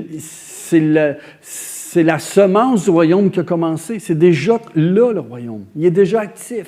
Il guérit, il libère, mais encore pas de manière complète, on le voit.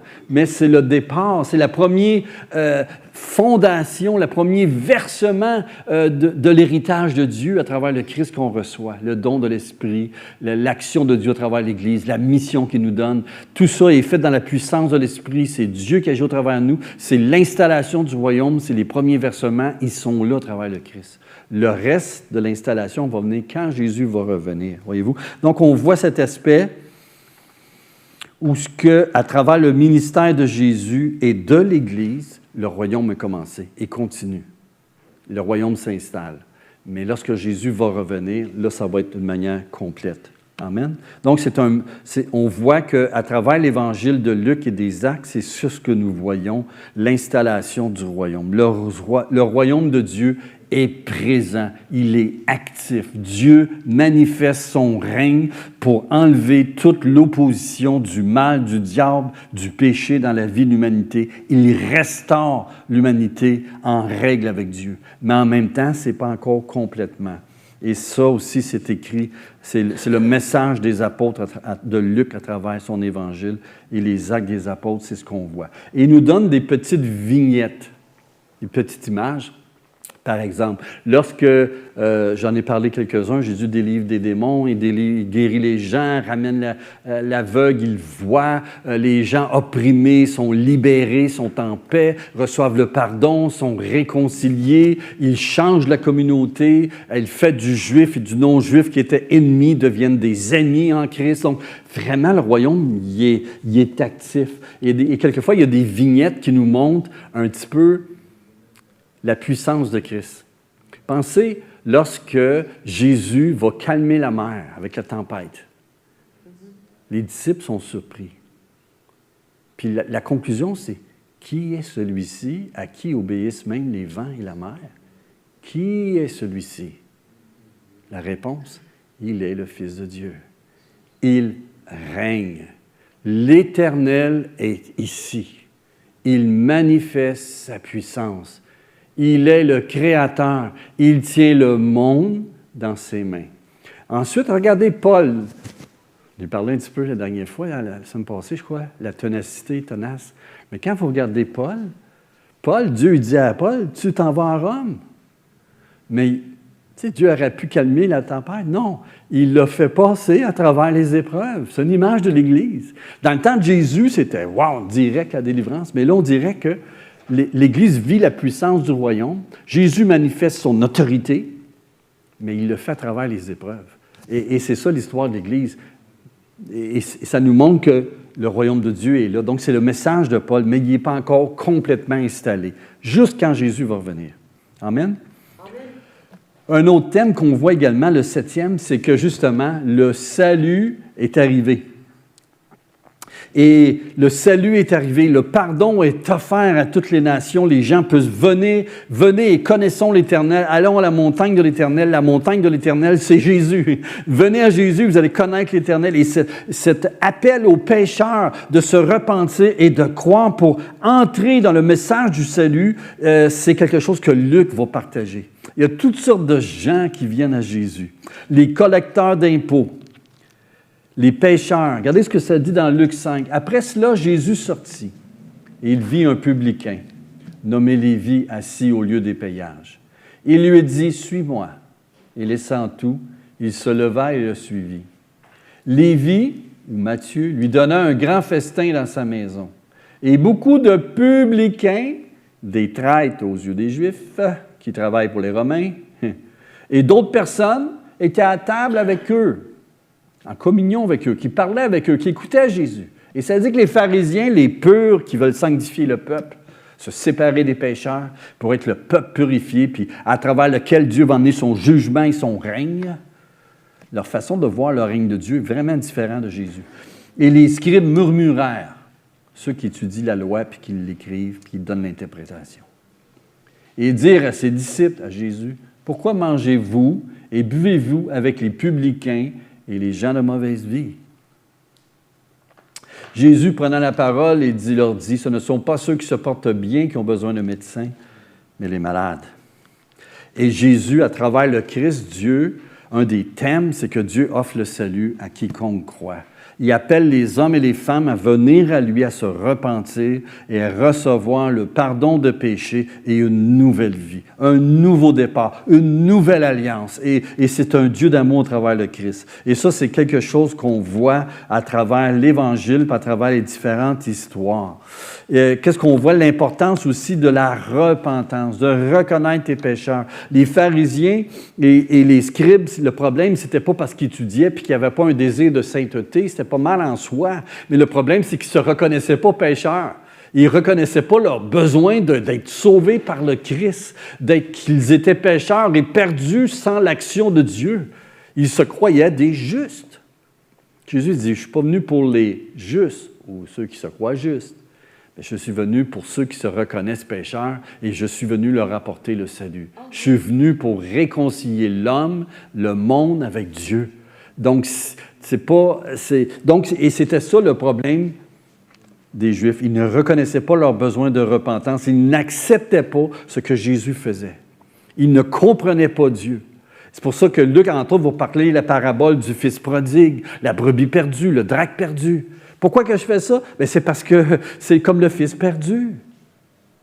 Le fils prodigue, ils ont besoin d'être réconciliés avec le Père. C'est comme la brebis qui est perdue. En fait, Israël, vous êtes un troupeau perdu. L'alliance a été brisée, vous avez été amenés en captivité avec les Babyloniens. Pourquoi? Parce que vous avez brisé l'alliance. Et qu'est-ce que Dieu avait dit? Voici, je fais alliance. Choisis le bien, tu vas être béni. Choisis le mal, choisis le péché et tu vas être maudit. Voici les bénédictions qui vont arriver. C'est ça que vous avez vécu.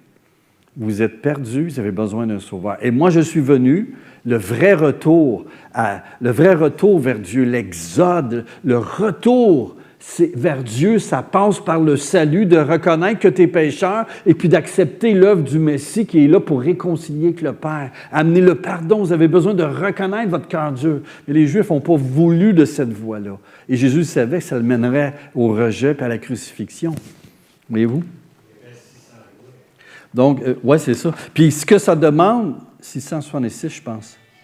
En tout cas, la foi est un élément important pour vivre le pardon que Jésus offre et de donner une nouvelle vie et la vie éternelle avec Dieu. Et le concept du salut, on le voit à travers les évangiles, à travers les actes des apôtres. Qu'est-ce qu'on remarque? Les gens qui font l'expérience du salut à travers le Christ, que ce soit une guérison, le pardon des péchés, une restauration dans leur vie avec Dieu, peu importe, ça passe toujours par la repentance et aussi la foi dans le Messie. C'est la foi dans le Messie qui fait qu'ils font l'expérience du salut. Donc, c'est pour ça que l'Évangile est prêché aux nations. Ça dit quoi? Repentez-vous et croyez. C'est la foi. Et par exemple, le centenier est un exemple de quelqu'un qui a foi en Jésus. Il dit, moi, j'ai des serviteurs. C'est un genre de commandant, un centenier. Un genre de capitaine, qu'une armée, mettons, centenier, c'est 100 soldats sous sa charge. Et lui, quand il donne un ordre, les soldats vont obéir à son ordre parce qu'il a l'autorité de Rome. Toute Rome est derrière lui. Puis il dit, quand je regarde Jésus, toi, tu es le Messie. Tu as autorité sur toute la maladie, la mort, tu ressuscites des morts, tu pardonnes les péchés, donc tu as l'autorité de Dieu. Donc, je crois en toi. Je crois à qui tu es. Dis une parole et mon serviteur va être guéri. Parce que tu as l'autorité. Voyez-vous, les Juifs ne reconnaissaient pas l'autorité de Jésus. Ils s'obstinaient avec Jésus. Il dit, par quelle autorité fais-tu ces choses? Quand il est entré dans le temple, il a chassé les vendeurs du temple. Il ébranlait le pouvoir des pharisiens, etc., qui n'obéissaient pas à la voix de Dieu. Jésus était le Fils dans la maison du Père.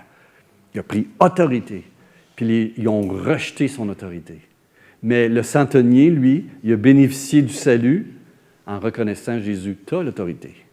Tu es le Fils de Dieu. Voyez-vous? Le salut, tu peux l'expérimenter par la repentance, de reconnaître tes pécheurs, mais également la foi que Jésus est le Sauveur, qu'il est le Sauveur, le Messie de Dieu, le Seigneur de l'univers, le Sauveur, celui qui nous sauve, qui nous pardonne et qui accomplit le plan de rédemption promis dans l'Ancien Testament. Dieu l'accomplit à travers lui dans notre vie. Et c'est la foi qui fait qu'on en bénéficie. Donc, c'est un message de salut, mais un message dans lequel on répond. La repentance, reconnaître qu'on est pécheur puis qu'on veut désormais, on a besoin de son salut, qu'on reconnaît qu'on est malade, qu'on a besoin de guérison, que dorénavant, on donne notre vie à Dieu. C'est ça la repentance. Et la foi, c'est de croire, de faire confiance à qui il est, Jésus. C'est croire qu'est-ce qu'il dit est vrai, qu'il est le Messie, qu'il est le Sauveur, qu'il est Dieu fait chair, et en même temps, c'est de mettre sa confiance en lui pour notre pardon, notre salut dans notre vie. Et c'est là qu'on bénéficie du pardon. Amen. J'espère que j'ai expliqué le mieux que j'ai pu ce principe, le salut dans notre vie. Donc, Luc et Actes, c'est ça que nous voyons. Tout le long de Luc, du ministère de Jésus et du ministère des apôtres et de ceux qui prêchent l'Évangile dans les Actes des apôtres, c'est ça qu'on voit. Le message du salut est prêché en parole, par des guérisons, des manifestations de Dieu, que le salut est là, Mais en même temps, on voit les gens qui disent oui et ceux qui disent non. Ceux qui disent non nient Jésus, ne reconnaissent pas qui il est, rejettent le salut que Dieu leur offre à travers le Christ. Et ceux qui le reçoivent, ce sont ceux qui disent oui, j'y accepte, ils reconnaissent qu'ils sont pécheurs, se répandent et mettent leur foi en Christ et reçoivent les bénédictions du royaume, le pardon, le Saint-Esprit qui est là, la communion, l'entrée dans l'Église, dans le peuple de Dieu, la guérison qui s'opère dans leur vie, leurs relations, etc. Et cette communauté du royaume, elle se bâtit dans l'Église à travers le salut qui est proclamé et vécu. La 8e vérité qu'on voit, c'est que la relation entre Juifs et gentils, il y a un changement je pourrais dire, de conception. Qui fait partie du peuple de Dieu? On voit que deux éléments qu'on voit dans Luc et dans les Actes des Apôtres qui nous montrent que Dieu considère le salut est offert, puis que autant le juif que le non-juif, à travers le Christ, ont un accès égal. Il n'y a pas de petits préférés. Il n'y a pas d'exception, là. C'est sans exception. C'est à travers le Christ, Dieu réconcilie le juif et le non-juif à travers le Christ et forme un seul peuple. Pas deux peuples, il y a un peuple, le peuple de Dieu. Et par exemple, lorsque vous voyez dans Luc chapitre 7, quand Jésus, je parlais du centenier qui avait la foi en Jésus, en qui il était, fait partie. En ayant la foi, il devient un enfant de Dieu, il devient un participant au royaume de Christ. Son règne de délivrance a commencé et il en bénéficie parce qu'il a la foi. Et puis ça montre que ce n'est pas juste pour les Juifs, mais c'est aussi pour les païens, OK? À travers l'histoire de Jésus. Mais également, on voit la même chose, c'est que lorsque Pierre va aller chez Corneille, lorsque les gens, Corneille va recevoir le don de l'Esprit, ça dit que, premièrement, lorsque les Juifs suivaient leur loi alimentaire, lorsqu'ils allaient au temple, un païen ne pouvait pas venir au temple. Où il y avait un certain espace qui pouvait se rendre, mais il y avait un lieu, c'était juste les Juifs. Les païens ne pouvaient pas aller là, même s'ils adoraient le même Dieu qu'Israël.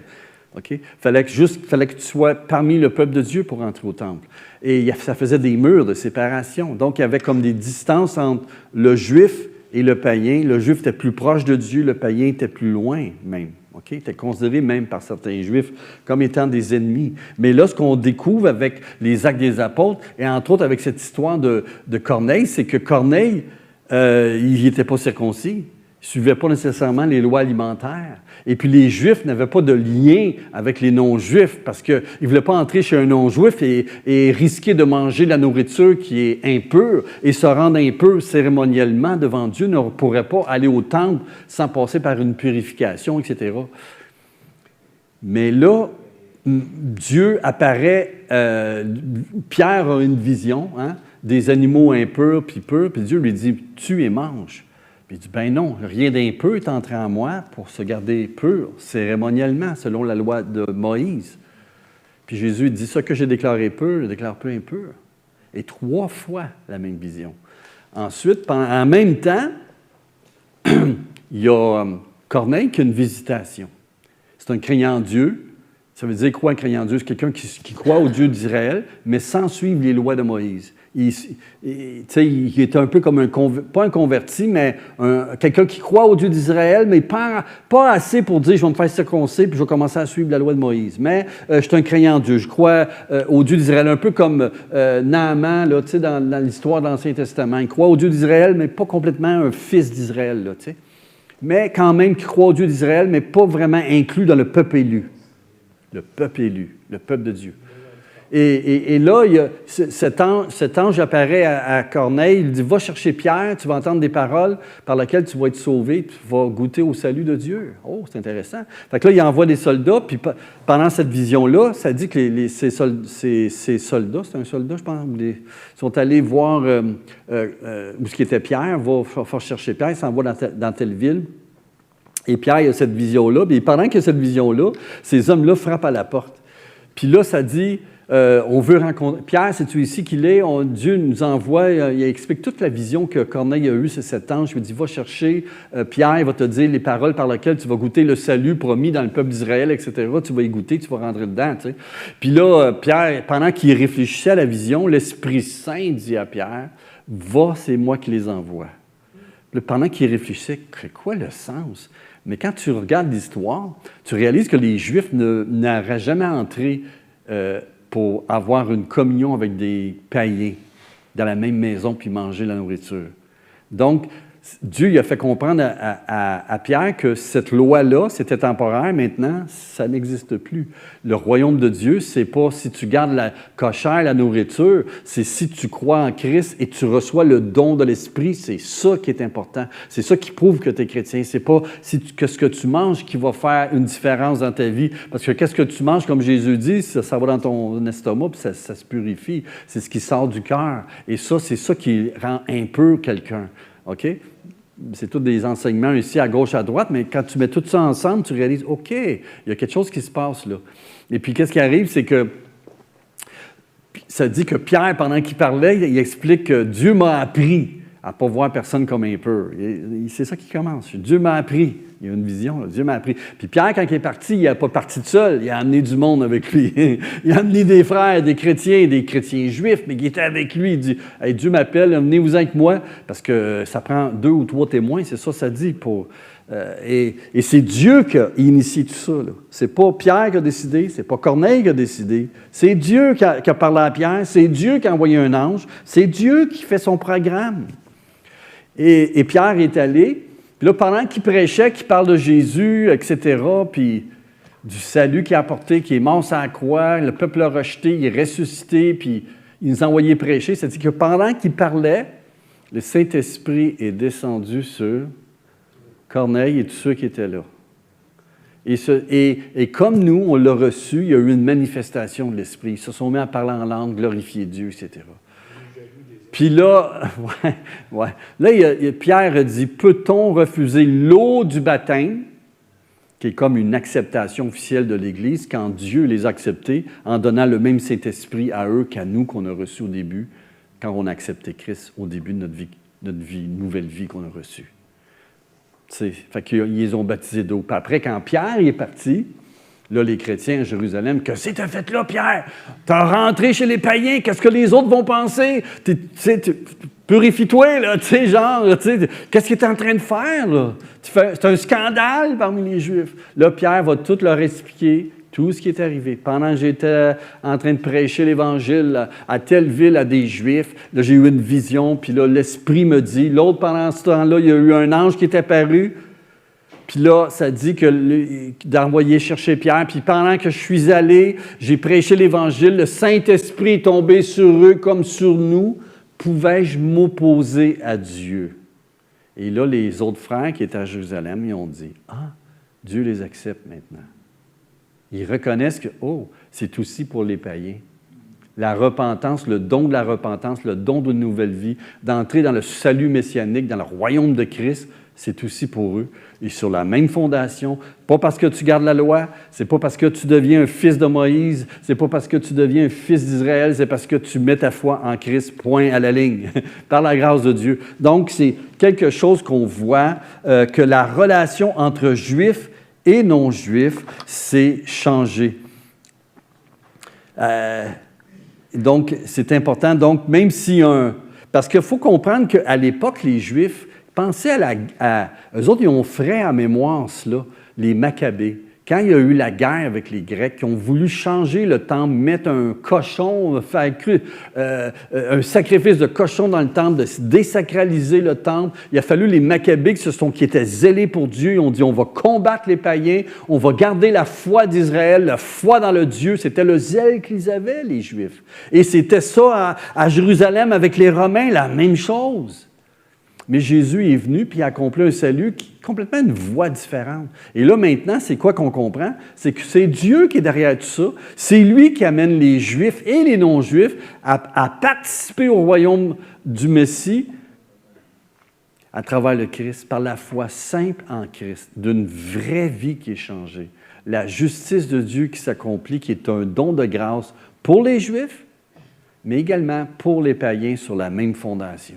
Et il n'y a pas deux peuples, il y a un peuple, le peuple de Dieu à travers le Christ. Amen? Un seul peuple. Et c'est ça qu'on voit à travers Luc, à travers les actes, c'est qu'on voit qu'en fait, c'est Dieu qui fait ça. Ce n'est pas les humains qui ont décidé, puis non, c'est Dieu qui fait ça. Même il y a des gens qui s'opposent à cela, qui persécutent Paul, qui vont persécuter les chrétiens, et en grande partie, c'est à cause de cela.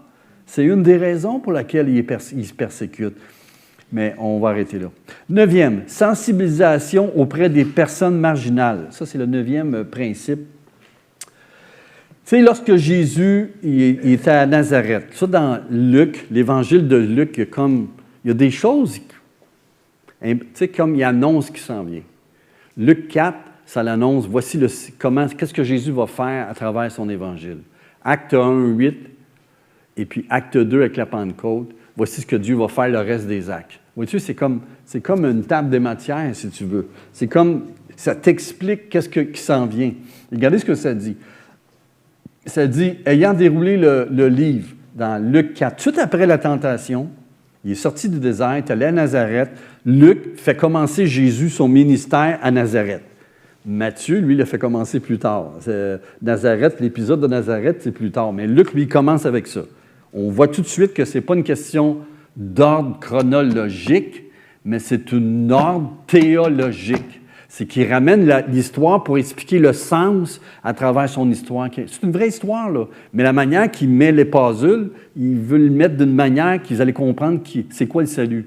Voyez-vous? C'est quoi le salut que Jésus apporte? C'est quoi le roi qui est un lion, mais qui est aussi un agneau? C'est ça qu'on regarde. Et c'est ça que Jésus va faire. Et la manière dont Luc va raconter cette histoire de Jésus, lorsqu'il est allé à la synagogue de Nazareth. Luc le place au début du ministère de Jésus, comme pour nous donner une table des matières, ce qui s'en vient.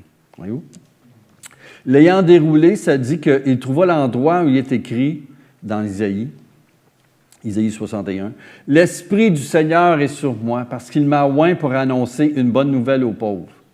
Il m'a envoyé pour guérir ceux qui ont le cœur brisé, pour proclamer aux captifs la délivrance et aux aveugles le recouvrement de la vue, pour renvoyer libres les opprimés, pour publier une année de grâce du Seigneur, un jubilé. » Ensuite, il roula le livre, le parchemin, le remit au serviteur qui était chargé de l'amener dans un coffre, une place pour garder les parchemins.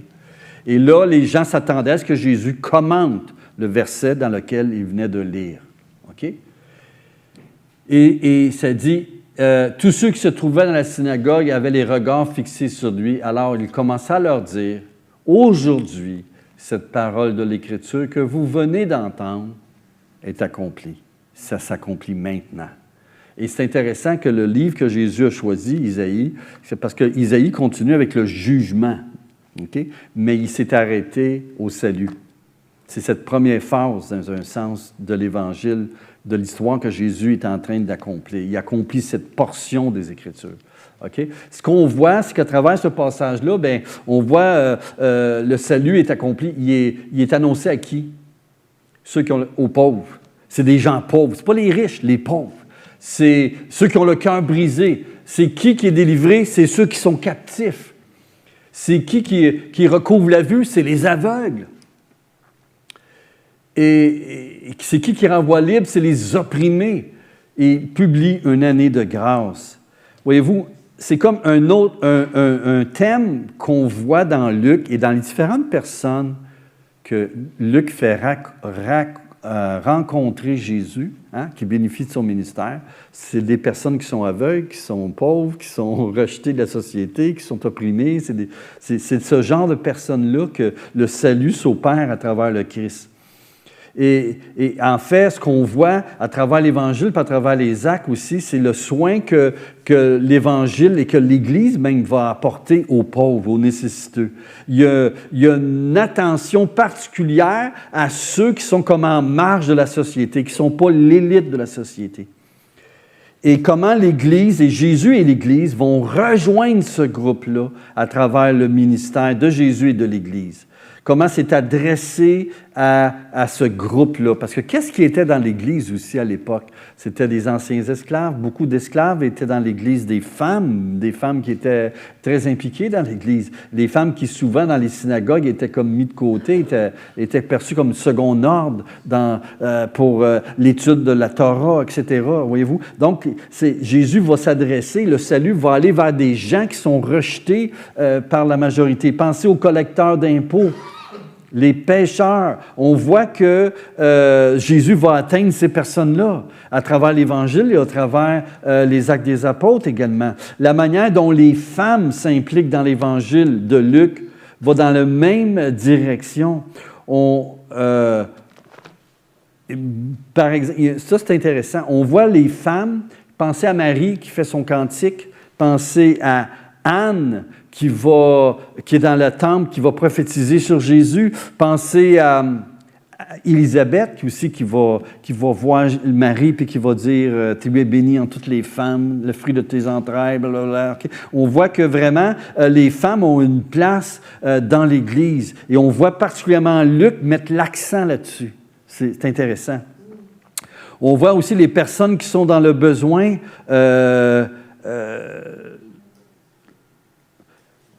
On voit vraiment que c'est comme un jubilé en action. Tu sais, le jubilé dans l'Ancien Testament, c'est qu'à tous les 50 ans, ceux qui avaient des dettes, étaient tous remis leurs dettes.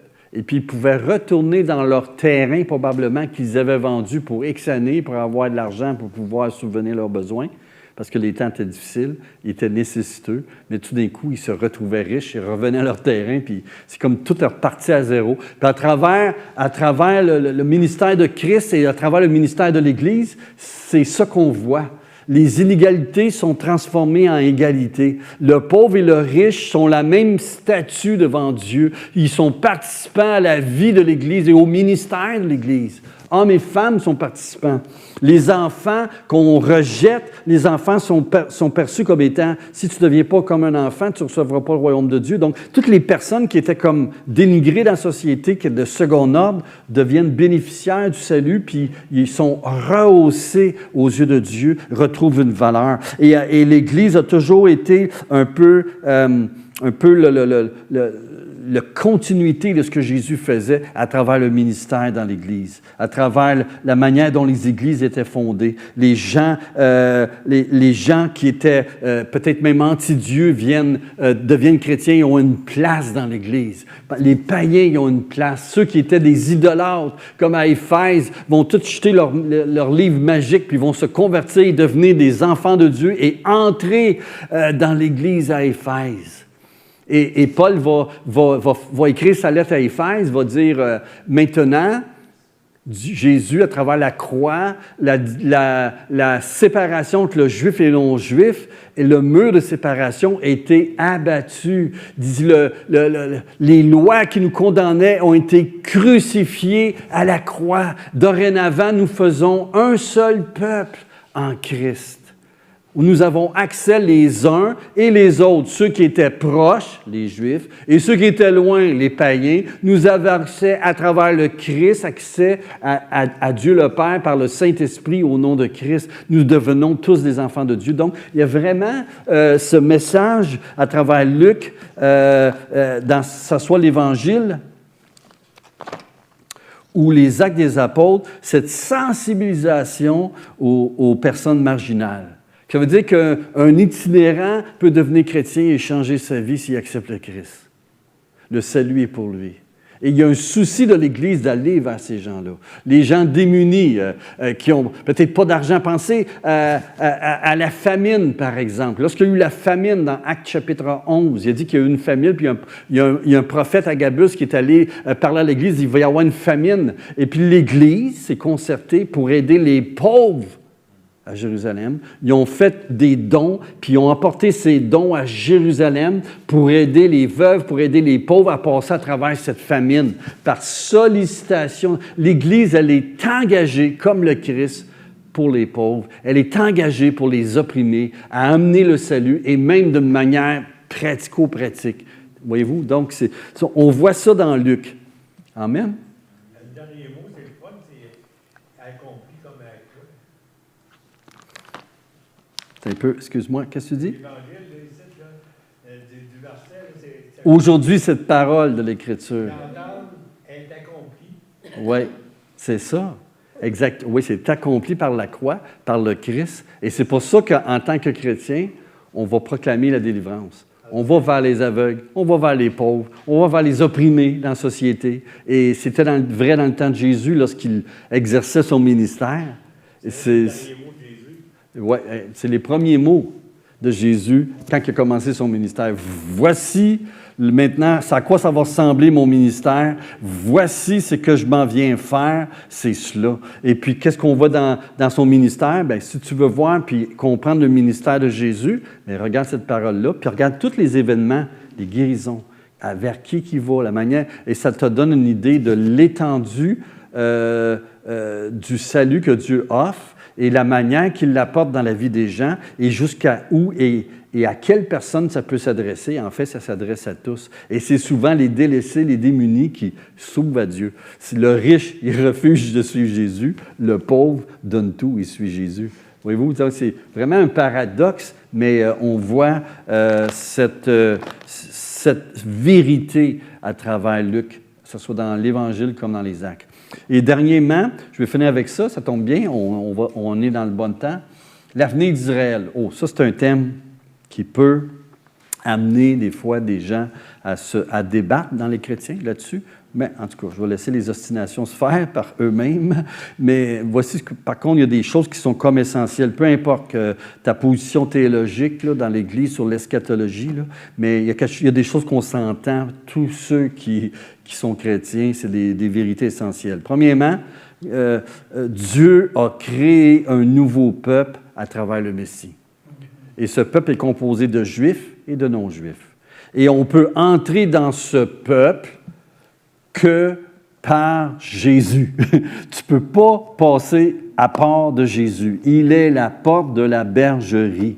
Nul ne vient au Père que par moi. Nous entrons dans la communauté du Messie à travers la foi en Jésus.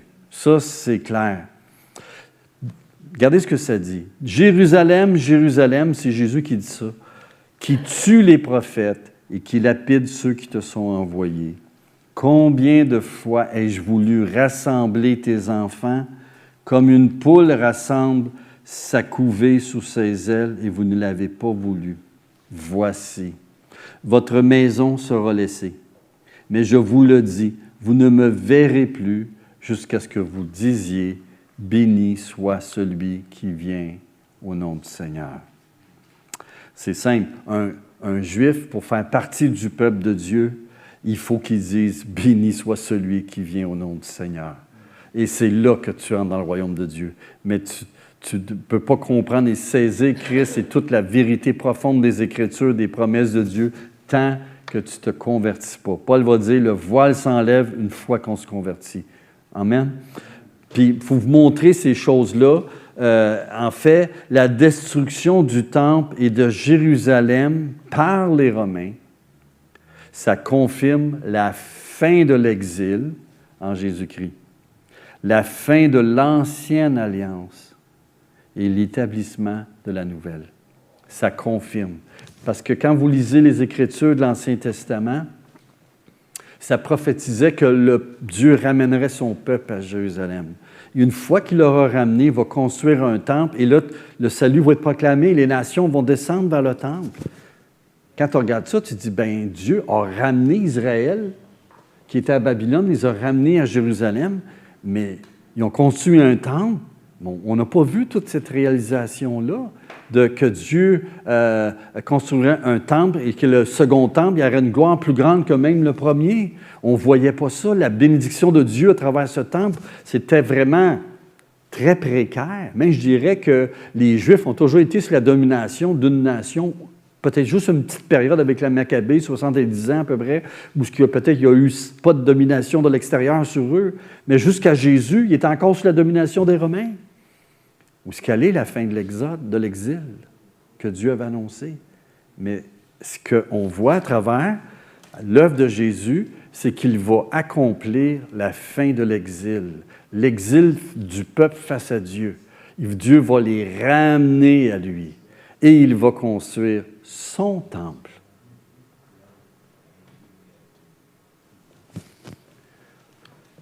Amen. Par exemple, le choix des 12 apôtres. C'est intéressant parce que quand vous lisez l'évangile de Luc, les autres évangiles également, c'est qu'on voit que les pharisiens commençaient à se rebeller contre Jésus. Ils veulent le tuer. Et là, Jésus se tourne et qu'est-ce qu'il fait? Il y a la réponse du peuple à son royaume, à son règne. Il le rejette. Qu'est-ce qu'il fait? Il prend 12 hommes et il les établit comme étant les apôtres. Et c'est quoi les 12? Ça représente quoi? Les 12 tribus d'Israël. Il bâtit son peuple. Ça va être sur la fondation d'un nouveau peuple, sur des bases d'une nouvelle alliance. Voyez-vous? Ensuite, vous avez la prophétie de Jésus sur la destruction du temple et le jugement d'Israël qui n'a pas accepté la voie du Messie. Voyez-vous? Lorsque Jésus va au temple, il chasse les vendeurs du temple. Et là, il va prophétiser à ses disciples. Voyez-vous toutes ces constructions? Tout ça va être détruit. Tout ça va être détruit. Et lorsque Jésus va à la croix, il y a des femmes qui pleurent sur Jésus. Il dit, pleurez pas sur moi, pleurez sur vous. Il va venir un temps où vous allez être jugés. Le temple va être détruit. Puis il va dire, lors de son procès, détruisez ce temple, on pointait vers lui, mais si eux pensaient que c'était le temple, et je le rebâtirai en 3 jours. Prouve-nous que tu es le Messie. Bien, détruisez ce temple et je le rebâtirai. Eux, ils ne comprenaient pas, ils pensaient que c'était le temple. Mais Jésus a prophétisé la fin du temple. Et lorsque le temple a été détruit, bien, ça prouve que c'est fini l'Ancienne Alliance. Maintenant, on vient à Dieu, pas à travers d'un temple, à travers la lignée d'Aaron, qui est des sacrificateurs qui nous représentent devant Dieu, pas à travers des sacrifices d'animaux qui nous couvrent le péché, mais qui ne pardonnent pas vraiment. C'est à travers le Christ maintenant. Il est le temple de Dieu. Et lorsqu'on vient à Christ, on entre on devient une partie de son temple, on devient le temple du Saint-Esprit. Parce que Jésus est au milieu de nous. Il est au milieu de nous, voyez-vous. Donc, la mort, la résurrection et l'ascension de Jésus, où il est déclaré Sauveur et Christ, les bienfaits de l'Esprit qui est accordé à travers la proclamation de l'Évangile au peuple et à toutes les nations. On est la lumière des nations. Tout ça, Dieu le réalise à travers le Christ et l'Église. Mais dans l'Ancien Testament, c'était Israël qui était la lumière des nations. Mais Dieu a dit, quand je vais vous ramener, je vais faire de vous la lumière des nations. Mais en fait, tout ce qui est dit à Israël s'accomplit dans le Christ. Et lorsqu'on vient à Christ, on fait partie de cette lumière des nations. Voyez-vous? Donc, ce que ça signifie, c'est que Dieu a réalisé, à travers le Christ, il a réalisé la destinée du peuple juif.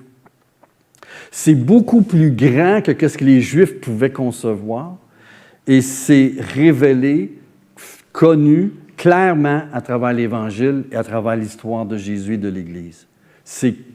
Les promesses de Dieu sont accomplies à travers Christ et à travers l'Église. Voyez-vous? Donc, il y a vraiment l'avenir d'Israël, s'il y a un avenir, je pense qu'il y en a un, c'est de faire partie de l'Église, c'est d'accepter le Christ. C'est aussi simple que cela. Et tant que le peuple et les membres du peuple ne se repentiront pas de leur voie et qu'ils n'accepteront pas la voie du Messie, ils vont passer à côté. Ils feront pas partie du peuple de Dieu. Comprends-tu? C'est important de comprendre cela parce que des fois, comment je pourrais dire ça? Peu importe la manière que c'est pas toujours clair, les prophéties dans l'Ancien Testament, Nouveau Testament. Des fois, c'est pas toujours clair. Tu sais, quand les disciples ont dit, « Seigneur, est-ce en ce temps que tu vas rétablir le royaume d'Israël? » Qu'est-ce que cette question cache dans leur conception? Pas sûr que c'était la même conception que Jésus. Jésus dit, « C'est pas à vous de connaître cela, mais vous allez être mes témoins. » Et qu'est-ce que Dieu fait quand vous regardez comme il faut dans les Actes des Apôtres, là, même le début des Actes, et quand Paul va aller au temple, il va être rejeté par le temple. Lui ici, il va vivre ce que Jésus a vécu, puis finalement, il va aller jusqu'à Rome. Il va être la lumière des nations à travers la proclamation de l'Évangile. Et l'Évangile s'est rendu à travers tout l'Empire. C'est vraiment l'Église qui accomplit le Christ et à travers l'Église qu'il accomplit les promesses faites au peuple, à Israël. Tu seras la lumière des nations. C'est l'Église qui est la lumière des nations, c'est cela. Et ça, il faut comprendre cela. Et s'il y a un avenir, mais je pense qu'il y en a un avenir, c'est que finalement, ça travaille la foi en Christ. Quand tu rentres dans l'Église, quand tu mets ta foi dans le Christ, tu deviens un enfant de Dieu, tu fais partie du peuple de Dieu et tu entres dans ces prophéties-là et tu deviens, vous êtes la lumière du monde. On devient la lumière des nations parce qu'on proclame Christ. C'est lui le Sauveur et les gens entrent dans la famille de Dieu en mettant leur foi en Jésus. Donc, c'est un message qu'on voit à travers Luc et à travers les actes. Il y a comme un processus. Tu sais, Jésus, qui est parmi le peuple juif, se fait rejeter par l'établissement, par les pouvoirs des Juifs, les autorités. Et là, Jésus qui se tourne et commence à bâtir le nouveau peuple de Dieu. Et il va prophétiser que la fin de l'ère de l'Ancien Testament, avec le temple tel qu'ils le connaissent, avec les lois de Moïse, etc., tout ça va disparaître. Et qu'est-ce qui va rester? C'est la réalisation de ce que ça pointait vers le Christ et le temple que Dieu était pour faire, habiter au milieu des hommes, pas d'une manière temporaire, mais d'une manière permanente à travers le Christ. Et quand tu continues jusqu'à les Actes des Apôtres, c'est ça que nous voyons. Moi, je crois que les Actes des Apôtres ont été écrits avant la destruction du temple. Mais plus tard, quand le temple a été détruit, Paul il en parle dans Thessaloniciens quand il dit comment les Juifs étaient rendus ennemis de Dieu. Quand je dis les Juifs, pas les Juifs individuels, mais le pouvoir de la nation qui persécutait les chrétiens. Il dit, la colère de Dieu va finir par les atteindre. Connaissez pour moi la prophétie de Jésus quand il dit le temple va être détruit. Voyez-vous? Donc, la destruction du temple, c'est quelque chose qui est prophétisé. Également, on voit que l'avenir d'Israël, c'est dorénavant, c'est dans le Messie et dans l'Évangile que Jésus a accompli et va amener à travers l'histoire de l'Église. Jésus réalise la destinée du peuple juif. Et ça, il faut comprendre cela, parce que des fois, on peut peut-être séparer l'histoire des Juifs, dire « Ah, eux autres, ils ont une position privilégiée, spéciale. » C'est vrai, mais en Christ, ce privilège, c'est pas ça qui va faire qu'ils vont devenir les enfants de Dieu. C'est s'ils mettent leur foi en Jésus. Et Paul, ben, voici ton exemple. Oui, l'Évangile, est-tu pour les Juifs? Ben oui. Mais c'est-tu parce qu'ils sont Juifs, parce qu'ils sont nés Juifs, parce qu'ils obéissent à la loi? Non, c'est parce qu'ils ont foi en Christ. Paul, c'est ça, il a reconnu le Messie, il a reconnu qu'il était pécheur, perdu comme autant un païen, mais différemment. Mais il était proche, mais il était perdu. L'autre était loin, il était perdu. Les deux étaient perdus. Et en Christ, on devient sauvé et on est réconcilié dans un... Donc ça, l'orgueil de race, ça, c'est acheté à terre, c'était crucifié à la croix. Et ça, il faut comprendre cela. Dieu accomplit ses promesses aux Juifs, premièrement, et puis aux Grecs, le salut, l'Évangile est prêché. C'est la puissance de Dieu pour le salut de quiconque croit. Amen? Fait que ça, on voit ça dans Luc, on voit ça dans les Actes. Fait que si vous prêchez sur Luc et les Actes, et vous prêchez autre chose que ça, bien, vous prêchez l'Ancien Testament, vous ne prêchez pas la Nouvelle Alliance. Et c'est ça, il faut faire attention. On peut émettre des idées sur le royaume d'Israël comme les apôtres, mais en quelque part, Dieu ne dit pas à vous autres, c'est moi qui vais le réaliser. Attendez que Dieu le réalise avant de dire, voici ce qui va arriver. On ne sait pas là, comment. Il ne faut pas s'obstiner sur les détails comme ça. Il faut laisser ça à Dieu. Puis nous autres, notre rôle, c'est d'être des témoins de Christ. C'est de vivre l'Évangile. Puis si on vit l'Évangile, je te dis de quoi? Même si tu ne sais pas comment l'avenir s'en vient, sais-tu quand Jésus va revenir, qu'est-ce que Dieu va dire? Bon et fidèle serviteur. Mais si tu connais tous les mystères des prophéties, puis tu les expliques, tu vas sûrement te tromper. Il y a que moi qui ne se trompe pas, non. Non, c'est pas vrai. J'ai changé plusieurs fois mon idée sur l'eschatologie, là. Mais une chose qui est certaine, quand Jésus va revenir, il ne va pas te demander « Oh, toi, tu avais la bonne connaissance. Félicitations, bon et fidèle serviteur. » C'est pour ça qu'il va dire. Il va dire « Est-ce que tu as aimé Dieu? Est-ce que tu as aimé ton prochain? Est-ce que tu étais fidèle? Tu cru à mon fils? Amen, viens. Toi, tu avais la grosse tête, mais tu n'avais pas la foi. De wow! » C'est ça. C'est vraiment une relation avec Christ. Amen? Oui. Question? Action. Oui. Quoi? Satan est au courant de tout ça, puis il a vécu tout ça. Ben, moi, ce que je crois là-dedans, ben, je ne sais pas s'il était au courant. Il a vécu le passé. Mais est-ce qu'il le comprenait? Moi, je pense. Non, mais il était là Non. quand Jésus s'est à terre. Oui, mais lui, les pensées de Satan, dans un certain sens, oui, il y avait une certaine connaissance, mais c'était comme la pensée des hommes. Parce que quand il a tenté Jésus, là, ce qu'il voulait le faire, là, c'est le faire dévier de la voie du Père. Jésus devait souffrir et mourir sur la croix. Fait que peut-être ça, il le savait, mais encore là, il savait-tu vraiment?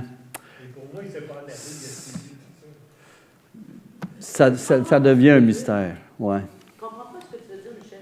Moi, ce que je veux dire, c'est parce que sur la terre, on est des humains, on est tentés, nous autres aussi. Puis Satan, il est parmi nous. Puis il était dans ce temps-là aussi. Oui, Mais Satan, c'est le tentateur. oui. Ben, voyons, Mais il il y est a, encore là. je ne sais pas ce que c'est. Il n'est pas omnipotent. Il n'est pas. C'est ça, exactement. Non, mais il est sur la terre. Oui, mais il n'est C'est pas. l'esprit. Oui, mais. Il ne peut pas aller partout à la fois. là. Non, mais il est là, pareil. Moi, mais Michel, Qui a été tenté? C'est qui qui t'a tenté? c'est le diable. Voilà. Mais ce que je veux. Oui, mais Michel, je pense pas qu'il connaît tout le plan de Dieu. Je ne pense pas.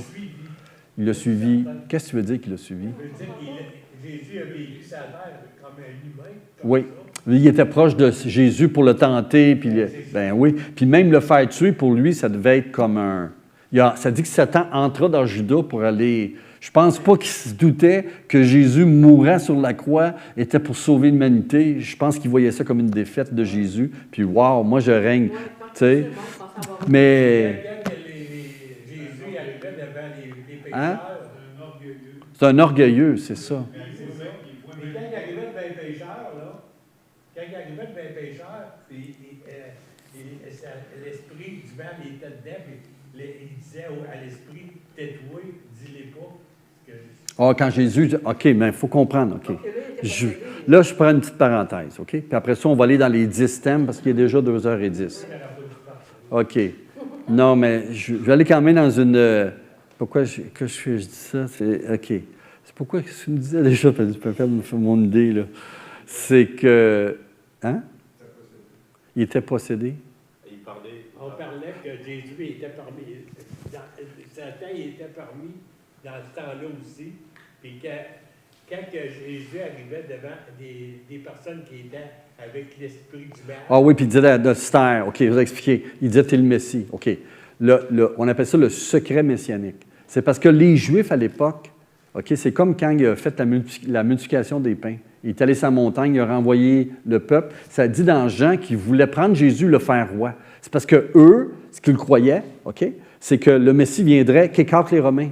Puis Jésus, s'il aurait dit « Oui, je suis le roi, le Messie », s'il a ramené une révolution, puis ça aurait fait de son mouvement un mouvement à la Maccabée, là, tu sais. Mais Jésus dit, c'est pas ce Messie-là, je suis. Cette conception populaire, je suis pas là-dedans. Fait qu'il lui a dit, OK, on va taire ça. Vous êtes convaincus, là, je suis le Messie. Maintenant, je vais vous annoncer, mes petits amis, les apôtres, et tous ceux qui sont avec eux maintenant, je m'en vais pas prendre le royaume à Jérusalem, là. Je ne vais pas qu'ils écartent les Romains, je m'en vais à la croix. C'est comme ça que je vais accomplir la venue du royaume. Je vais détruire le pouvoir du diable, le pouvoir du péché et de la mort. Je m'en viens donner la vie éternelle. C'est ça que je m'en vais faire. Je donne ma vie comme étant le pain du ciel pour la nourriture du En monde. rançon pour vous. En rançon pour vous, exactement. C'est notre vie. Il a Oui. empêché de faire ça. Ben c'est pour ça que... Ben, Ben, les démons, qu'est-ce... Attends, un petit peu. Les démons, pour moi, ils ne savaient pas. Mais les démons, Parce que moi, c'est ma... savaient qu'il était Jésus. Il savait qui il était, mais il aurait voulu que Jésus dise si tu te prosternes devant moi, je vais te donner tous ces royaumes. Tu n'as pas besoin d'obéir au Père. Prends la voie que moi j'ai choisie de l'égoïsme, de l'orgueil. Jésus a dit non, je me soumets au Père. J'adore, tu adoreras le Dieu, lui seul. Voyez-vous? Donc, la voie du Messie, c'est une voie à travers la souffrance que le diable a tenté Jésus de passer à côté. Mais Jésus, en tant que Messie, a dit non, c'est par là. Pierre, quand il a dit, je m'en vais mourir sur la croix, je vais être rejeté, puis je vais être crucifié, puis 3 jours plus tard, je vais être ressuscité. Pierre a dit, ah, Dieu ne plaise, il n'ira pas là. Puis Jésus servirait, arrière de moi, Satan. Tes pensées ne sont pas les pensées de Dieu, mais les pensées des hommes. Donc, Satan, ses pensées, c'était pas que ce que Jésus, là, il comprenait pas tout. Ça, c'est clair. C'est sûr que Satan, il était là, qui essayait de tromper le monde, parce qu'il était accusé de menteur. Oui, il est menteur, mais ça s'arrête là. Sa connaissance a des limites. Tandis que Dieu, lui, il a un plan qui était caché, puis il n'y a seulement que le Christ qui l'a révélé. Et c'est ça qu'il faut comprendre. Donc, c'est pour ça que nous, on s'attache aux paroles de l'Évangile. À qui irions-nous, Seigneur? Tu as les paroles de la vie éternelle. Donc, c'est Jésus. Et le diable, lui, il ne se soumet pas à Jésus. Il veut que Jésus se soumette à lui. Lui, il a une pensée complètement contraire à Dieu, à la pensée de Dieu. Il ne veut pas que l'homme soit trouvé. Il veut que l'homme soit perdu. C'est le chaos. C'est ça qui amène, lui. Donc, c'est vraiment différent. Là, maintenant, on va aller à un autre sujet. Merci. Je le fais là. Le go. De go. On donne le go. OK, bon, on va arrêter là. C'est une joke. OK.